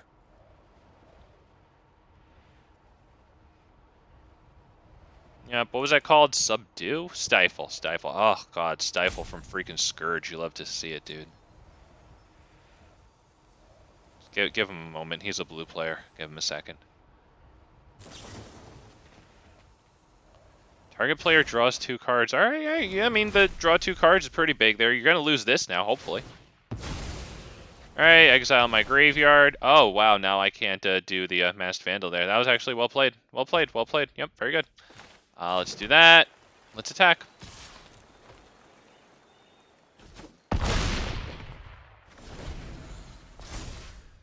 Hey, well played. Gotta give it to him. Ginjataxius. Well, he'll need a 3-mana thing here. Let's hit Gishath or Burning Sun's Avatar. Let's hit Gishath. Hopefully it doesn't get countered for free by a 3-mana thing. We will do the Forerunner of the Empire here. That gets more trample damage through. We'll attack with 1, 2. That's 14, and he can block that much. So I don't think I'm going to have lethal if I attack with more. Oh, wow. Not cute. I mean, why would he block with his commander? That means it's game over also, I guess, you know? Wow, okay, math a bit off. I guess I should have just mashed spacebar there. If he had blocked with his commander there, it would have had to have been on Carnage Iron, in which case we would have gotten 2 extra damage in. Which ain't nothing. Woof! Alright, just check the invitations there. We don't got any invitations. Very good. Man. If I'm gonna accept more invites to play y'all in Explorer, I gotta change up that freaking dinosaur deck. Yo, that was janky, dude. It's got Polyraptor and Fight Riggings going on. I mean, obviously, Polyraptor is very expensive, so I'm clearly trying to jank it out with freaking Fight Rigging. Damn. That might go pretty well with the new Marauding Raptors, or whatever it's called, right? The new Dinosaur 4/4 Haster, because you can sink 3 mana into it, right, to bring it up to a 6/4, which could accept Fight Ring encounters, so that's actually pretty huge. This hand is actually good. Thunderherd Migration, turn 1, revealing Ripjaw Raptor is pretty darn nice. We'll go and get our colors actually look really good here. So a green or a white, I'll just grab a green.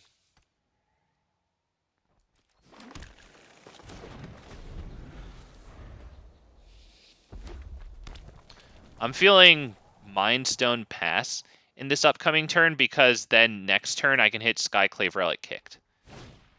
I think that might be better than dropping Ripjaw. I'm not sure,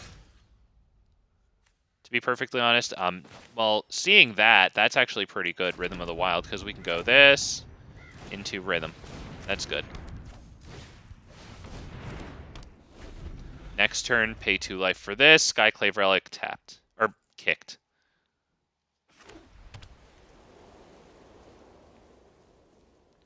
Hopefully I don't get massive equipments going onto this thing by then.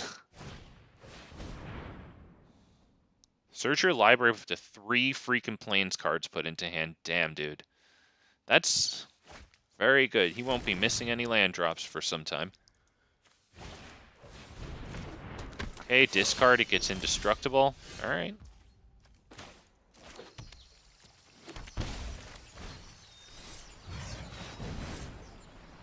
When that's kicked, it creates 2 tapped copies of itself.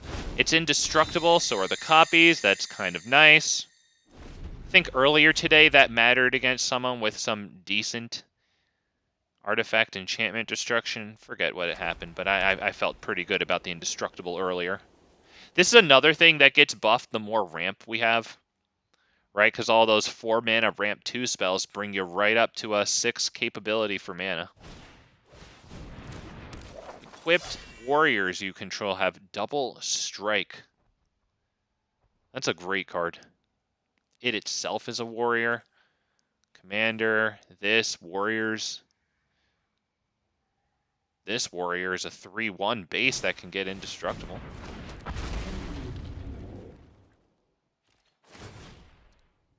Can this attack or block? It can't attack or block unless you control 4 or more artifacts. Okay, so Gishath is swinging through. As a matter of fact, yeah, let's I should have dropped a Shaper Sanctuary first, my bad. I'll just drop it now. Should have dropped it post-combat. Shitty. Terrible. Alright. They won't be able to double block Gishath, so they might as well just let it go through. Wait, that can attack or block? I thought it said unless you control 4 or more artifacts. Oh, it can't attack. Ugh, I just read what I wanted to read. We'll kill this, because obviously they're just going to make the other one indestructible. At least they have to discard for it, though.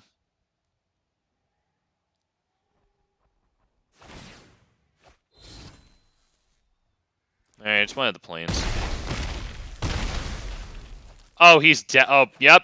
Absolutely, Johnny. I believe he is doing exactly that. Oh, we actually get something. It's not going to give us the board wipe, but it is an 8/8 that we got onto the field for free.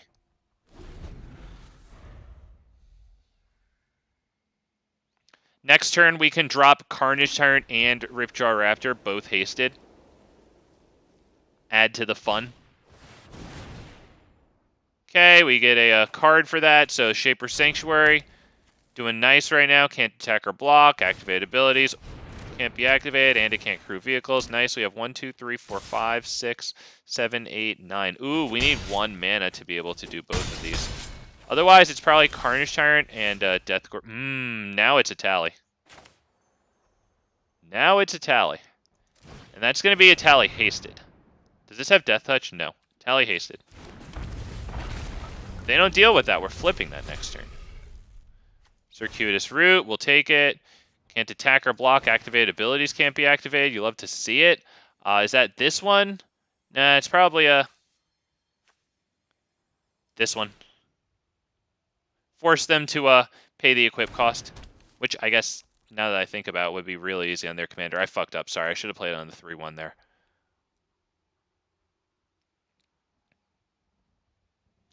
We'll go ahead and get these 2 gates. They enter tapped. They're the alchemy gates. Helps get a tally in there next turn. I think we can't attack, though. Because this does give their equipped warriors double strike. That is a static ability, so putting their Planar Disruption, which stops activated abilities, wouldn't matter. If we had something that made them lose all their abilities, then I would have put it on this one. Kind of a no-brainer. But yeah, I think I fucked up putting it on this because they just, you know, pay 2 mana, and then that doesn't really matter, right? All the bonuses just get transferred onto something else.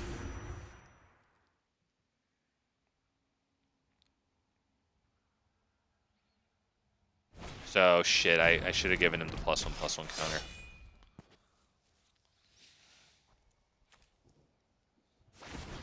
Damn. That thing has double strike. But he doesn't attack with it. Alright, yep, fair enough. Let's see, is that a tally swing? This has double strike. Right, so we would need to flip this over in order to really do anything. Which I think we have to do. I don't really see any other way to deal major damage to them. I guess we could drop Quartzwood and maybe Carnage Tyrant as well. I think we have to force them to block, though. I don't know. I honestly think we just lose, to be perfectly honest, boys. Or maybe we just flip this over and don't attack. Shouldn't have paid the life. Because we didn't have anything else to do. My bad. I think that's just no attack. Although, now that I think about it, that thing has protection, right? So they just win shit, right? Because they just attach the Nettlesys thing to that thing. It has protection from red and green. I can't block with the white guy. So that's pretty much a good game.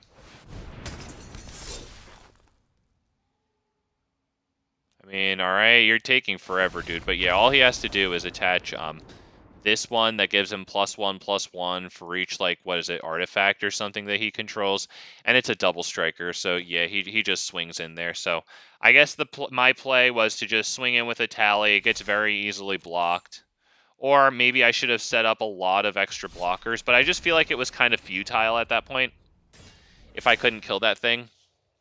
Damn. That sword that gives protection from red and green, damn, really nice. So too bad that our actually purely white creature that could have handled that thing with freaking protection from red and green. Damn. Attacker block, damn. Real nice pacifying enchantment on it there.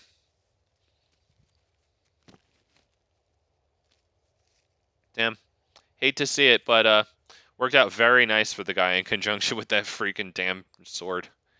Ugh, protection from red and green and gives him card advantage. Ugh.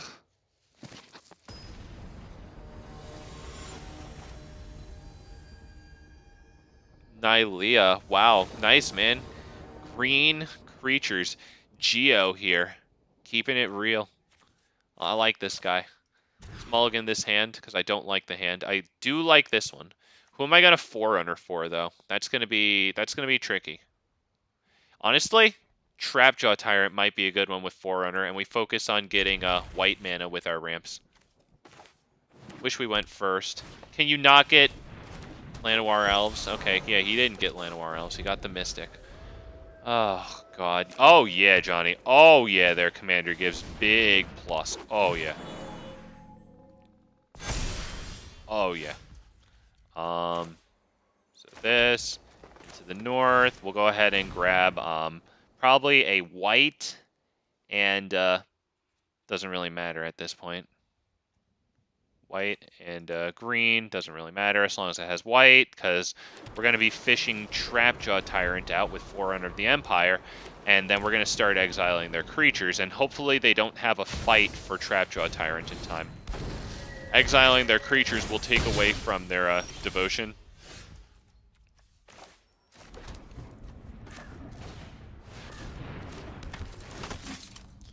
Alright. Will the master plan actually work? Come on, Trapjaw. This is your time to shine. This is your time, baby. I got you a green deck. All right, the Carnage Tyrant's going to be a little bit of a pain. I'd say honestly, the first thing we should probably exile is NAYA itself.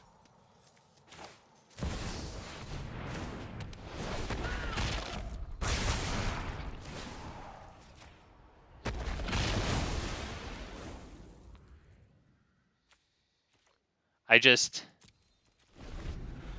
didn't think that getting rid of these would be actually effective. I wanted to get it out of here so that way it couldn't attack. Okay, okay. I mean, you know what? At least we exile that with Trapjaw.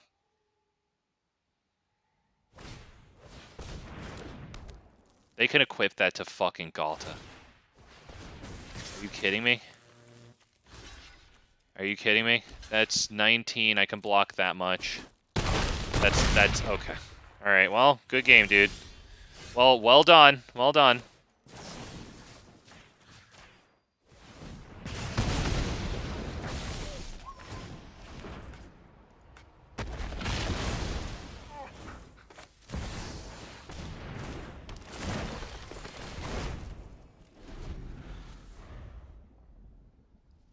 I tapped out for you, dude.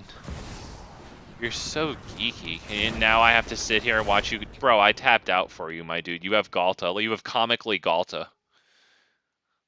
Jesus, dude.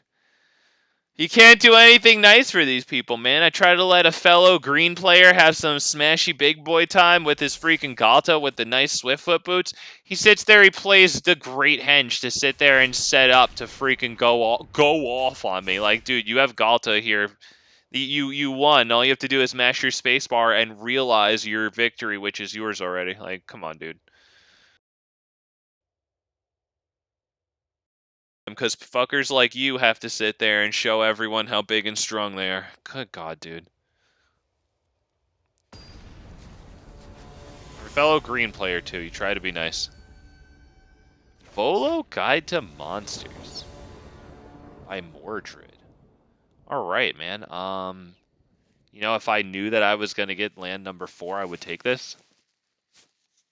It's incredibly risky. If I get it, I could probably go Forerunner into Ranging Raptors, but if I don't, I'm royally screwed. I'm going to try it. I'm sorry, guys. Sorry, guys. Trying it.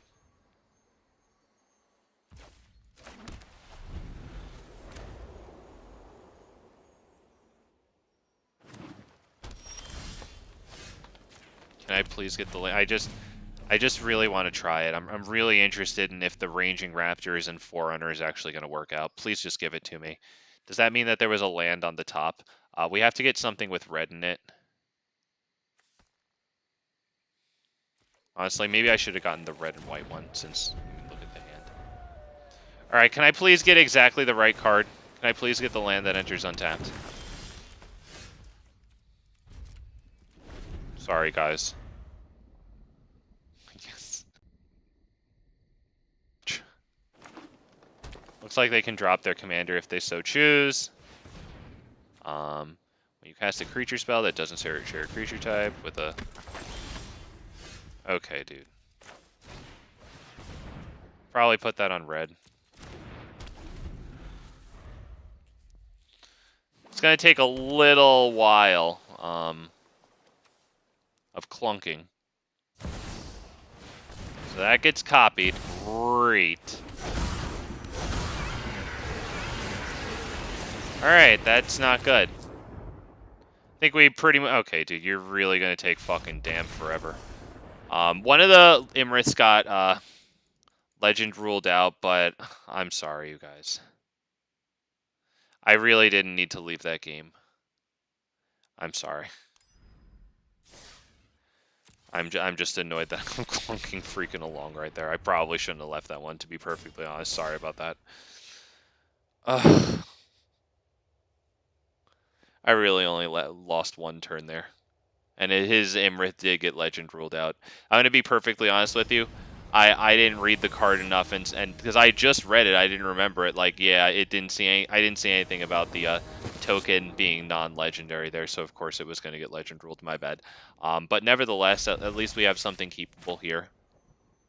We do need to top deck a few creatures to actually get something going with Beast Whisperer here.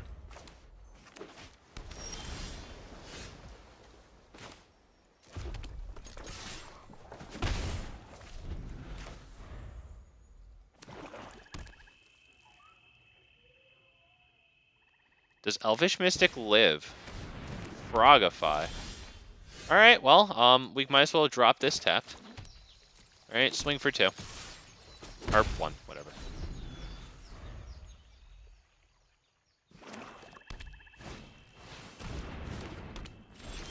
Alright. They got that, and that's big good. I'm dropping Guardian Projects. That way, if the Beast Whisperer thing doesn't work out, at least dropping Guardian Project into Beast Whisperer gets me a card before Beast Whisperer gets killed.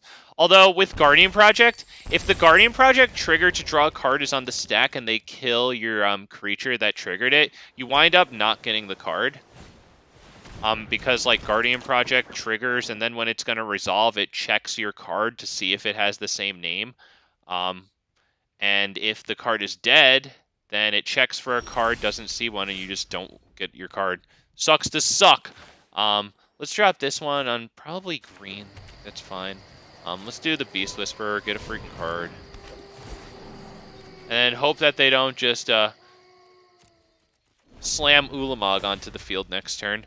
So I guess I have to block, right? I'll probably block the 3-2 with Beast Whisperer and block Saitoro with the Elvish Mystic Frogified. Right, because we can't let them get, like, Ulamog onto the field, right? So...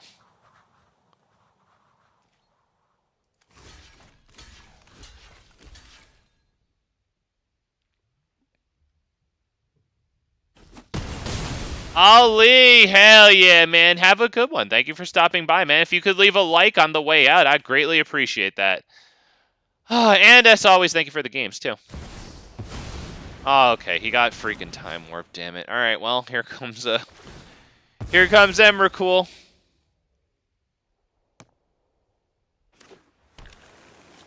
Oh boy. Woo, yup, see you, man. Adios.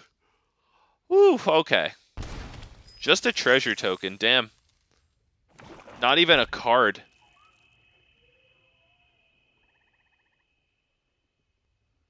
Alright, man. Wow. He didn't even get the card. I mean, his life is low, but, like... sitting here with 5 lands, you know. Lost my Beast Whisperer, which I obviously did to block everything and not give him the ninjutsu that he will now get into play. My God. Dude, you got this. Hullbreaker Horror. I think we're done here. Because Hullbreaker Horror actually gets around Carnage Tyrant because it can't be countered. But Hullbreaker Horror returns target spell you don't control to its owner's hand. So since that isn't countering, and also exiling target spell isn't countering, yeah, that gets around things like Carnage Tyrant. So at that point, yeah, I think we're probably good to go there. Carnage Tyrant also at 7/6 is actually dwarfed by 7/8 Hullbreaker Horror.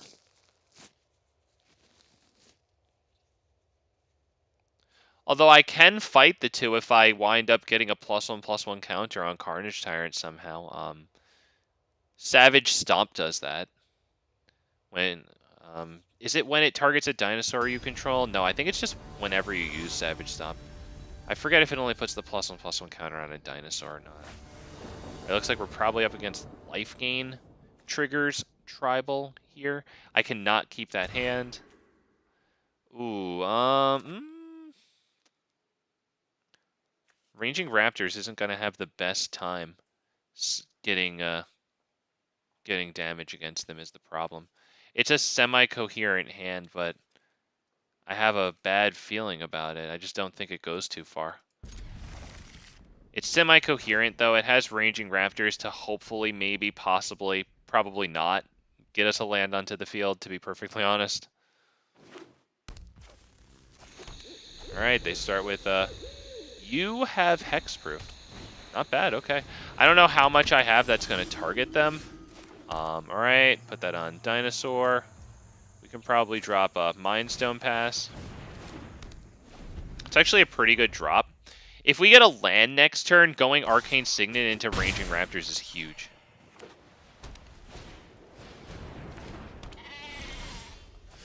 Okay, we don't get that. I think...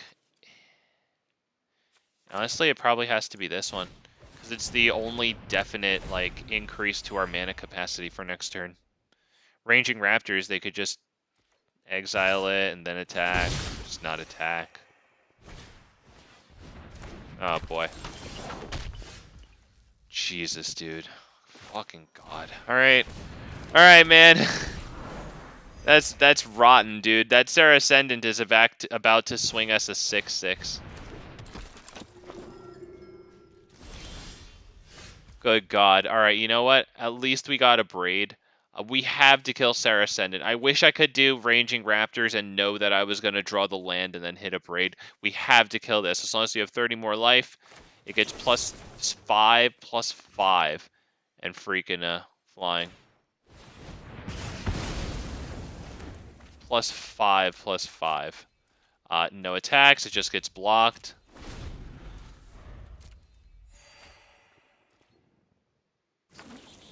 Okay, he now gets his third land.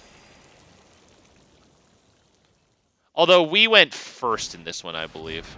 Oh, we still could get our third land too. Okay. Okay. Alright, I get it, dude. I get it. I'm not winning. You should attack with everything, right? And then I'll just block the 2/7. Yeah, so you might as well not attack with it. Yeah, good play. Good play. I think we're pretty much done here. I don't see a world where we do anything here now that they're making those tokens. Yeah, we could probably just fucking leave. Jesus, dude. We had a chance there, man. We had a chance. Oh, no, dude. The two lands. I mean, the thing is, I feel like their deck is probably much better slated to deal with it. We're running 38 lands in this one. That's up from 37, which I had been doing in this deck for quite some time. It had a lot of ramp in it, but the average mana cost for like a long time was like 3.7, 3.8, 0.9 with like 37 lands, you know? It's kind of tough when, you know, I guess the equivalent to running, you know, 24 lands in a 60 card deck is running 40 lands in a 100 card deck, you know? Actually, it's a 99 card deck. So your estimate is almost certainly off, moron. We can take this. Yeah, we get into Oracle pretty well here. We can drop that one tapped, save some life. We like that.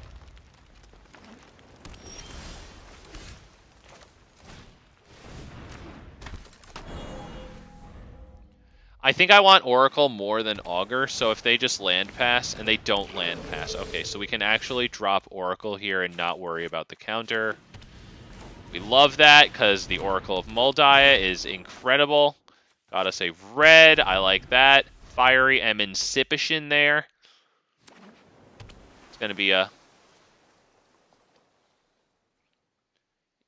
It's going to be castable with one more mana of any type that we have triple red, quadruple, counting this too.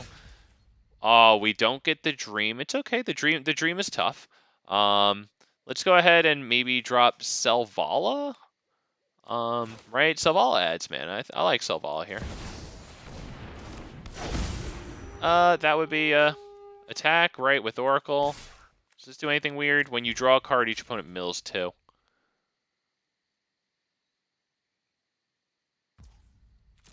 That's pretty obvious. Just take it, dude. Like, this thing adds mana for you. Like, you're not sacrificing that, right? Flips over into something that decreases the cost of spells. Yeah, that's great, dude. Just take the 2 damage. I mean, what were you even thinking about? Oracle of the Alpha, cool.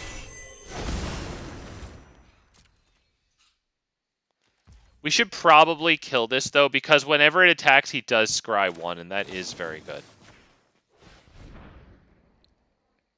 Plus, if he counters that, then I have free reign to cast whatever on my turn.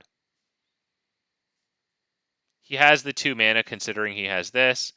Add a colorless, spend this mana only to cast an instant or sorcery spell. Okay. Looks like we'll have free reign. Come on. Oh, no, we didn't get it. Oh, no. Well, I mean, I'm feeling like resolving Fiery Emancipation, I'll tell you that. Really wish we could hit the, just anything. Damn it, that's really too bad that Oracle didn't get us anything. That really sucks, dude. Do I attack? I can't attack, because I think they block with Oracle of the Alpha there.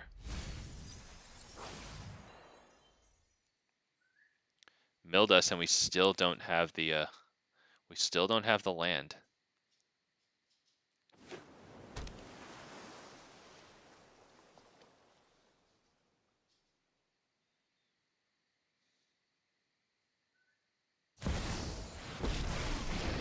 Alright, maybe he sees Skyclave Relic there and doesn't want us to have it.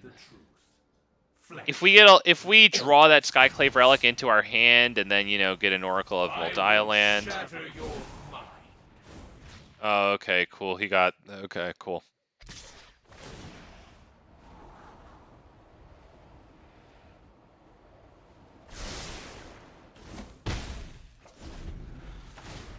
As long as he doesn't draw... Wow, that's a lot of consecutive non-lands.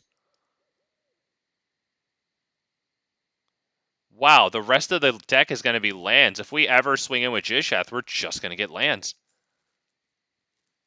Wow. That really sucks that we didn't get hits with the Oracle when we needed it. That really sucks. Can be made to obey.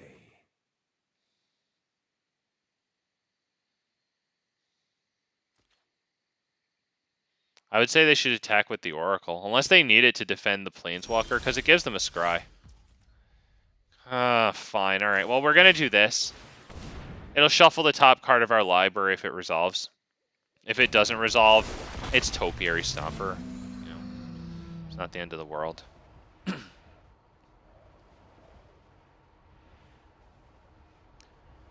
We could probably grab a white. It's either that or a green, because obviously we don't actually have anything that really requires a white in hand, but we could draw something like that. Let's see, Zopendrill. I think Great Henge probably gets countered. So let's drop that.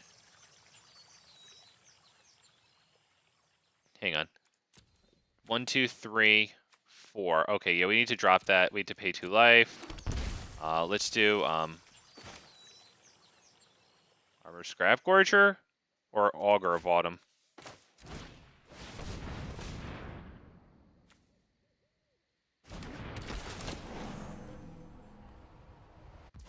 Right, do I do the Armored Scrap Gorger? Not right now, because it is a cheap trigger of the Great Henge. I am 100,000,000% attacking this. Because they have to double block it with both of their creatures, unlike Oracle, who can still be blocked by this and then trade in combat, even though we have Fiery Emancipation. Whereas Drover will live this fight. I just don't want to lose the Oracle.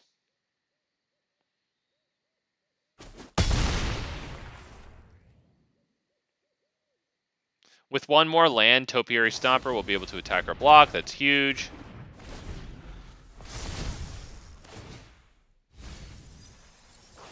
Wow. Wow. Open Drill and Mirari's Wake. That's huge. Two things that double. Stuff. I have to mill a lot of cards here.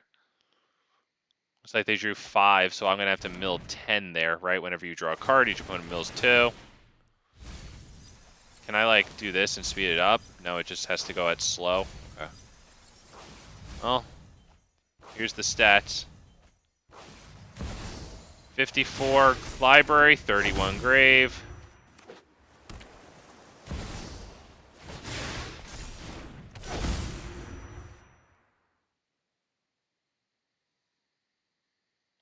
Alright, some untapped lands would be pretty cool there. Let's see if they want to use Jace to make us mill a land, so that way we can't get it with Oracle of Mul Daya.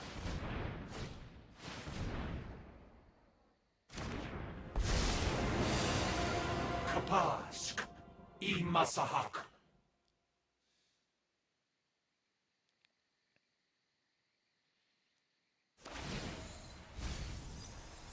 No secret. Ah, shit, he draws 3 cards. That is pretty darn good. Might be getting milled this one. What do we need to do? Do we need to resolve Fiery Emancipation? And then attack?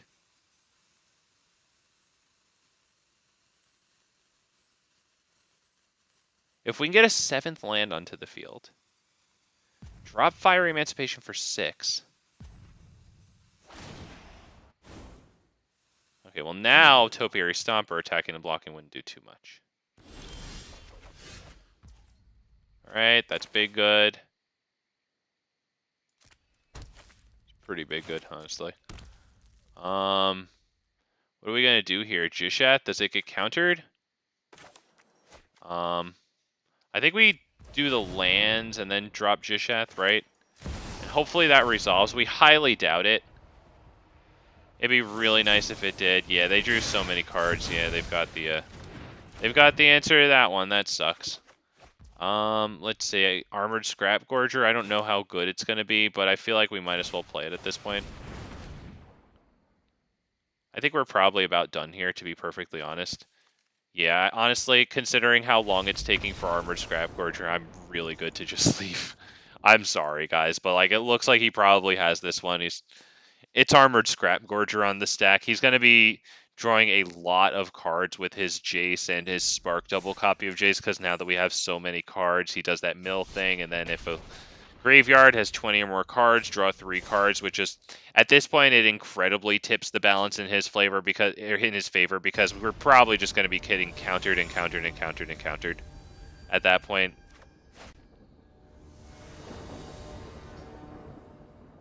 All right. Oh, wow. I mean, we go first. We have the dork into this. Got to pray for the dork, but, you know, it's pretty good.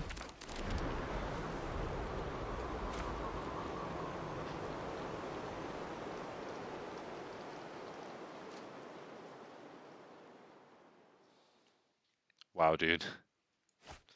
Come on, man. I have a decent hand here. Come on, let's give it a shot. All right, dork. Be awesome if that survived. Unless you control a mountain or a plains, we do. Alright, does it survive? It freaking does. Zendikar. Let's go get a plains and... Let's get 2 plains. Because we have this dual land here, which is green-white, so... There's either a green and a white or 2 whites, whatever. We have this.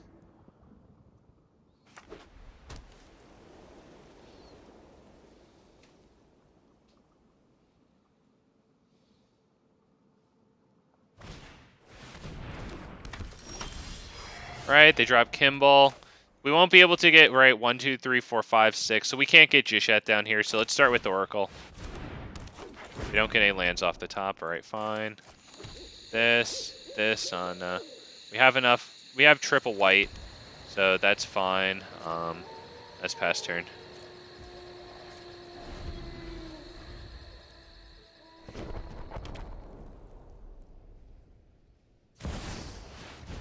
Oh, wow. Okay, yeah, that one's really good. Does that have double strike? Okay, but that's... Gishath is going to swing through that. I mean, I don't think I really want to lose the Oracle yet, so let's just swing with Gishath.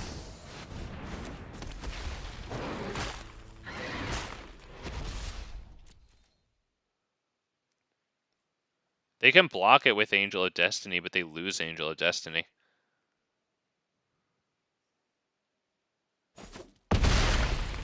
Alright, we get Zatalpa on the field. That's huge. Because it's indestructible. Pay 2 life, just in case they get any weird artifacts or enchantments up. We have Beseju. The Zatalpa might be too much. It's indestructible. Alright, they get the Exile on it. That's good. But that took a lot, and Gishath is still on the field.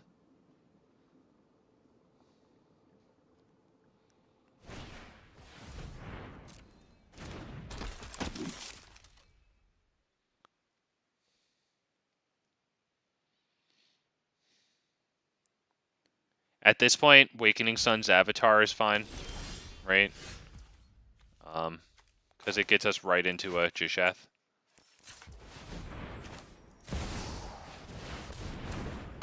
Or it gets Gishath right in, sorry. Yeah. That was about it. And I think at that point, now that I finally got a freaking... Holy crap, dude, that was brutal. But I think at that point, I'm going to end the stream. I'm going to show you guys what I'd like to play for Standard tomorrow, in case if anybody's interested. I played it 1 game earlier against, I believe it was Ali. But it's Ginny Faye and Chromhost Seed Shark in Standard here. We're going to get our butts whooped. We will. But it will be interesting. The idea is that we have incubates like Chromhost Seed Shark here, who's a really nice thing that makes a bunch of incubates, right? And incubates like this one, which is huge, especially with Chromhost Seed Shark. Incubate, right? Even here is an incubate. And the idea is to also have Ginny Fae out. So that way, instead of making those 2/2 tokens that aren't creatures yet, but have all those +1/+1 counters, instead you make tokens that are creatures and also have those +1/+1 counters. And those creatures can be base 2/2 with haste. Or if you don't need the haste, maybe you can make a whole bunch of like defensive line blockers with 3/1 vigilance creatures, which is pretty nuts. You know, we've got stuff like Invasion of Gobakon, which might go up to 3. I don't know. I mean, if you were going to make a sideboard, you could probably have like 2 make disappears in the sideboard in addition to the 1 main board. Probably more Invasion of Gobakons, you know. But yeah, that's just what I'd like to try to do tomorrow. This one has a draw spell. I don't know how good it is. Maybe it can come out, but it does incubate and make a draw. So if you have Ginny Fae out, incubate 3 can turn into a 2/2 base creature with the 3 +1/+1 counters, right, and haste, which is pretty nuts, and you're drawing a card on top of it. So maybe that card can come out, but I kind of like it. Especially if you have a Chrome Host Seed Shark out there, right? Because then you're incubating another 3 with that. All right, well, that's going to be it for Gishath tonight here, everybody. I want to thank everybody who talked with me. Ali, I played a bunch of games against you, so thank you for that, too. Take care of yourselves. Take care of each other. Ginny and Seed Shark tomorrow, 6 p.m. Eastern Standard Time, back here on the worst Magic the Gathering stream. Speaking of which, please like my stream, people, okay? Thank you. Bye-bye, everybody.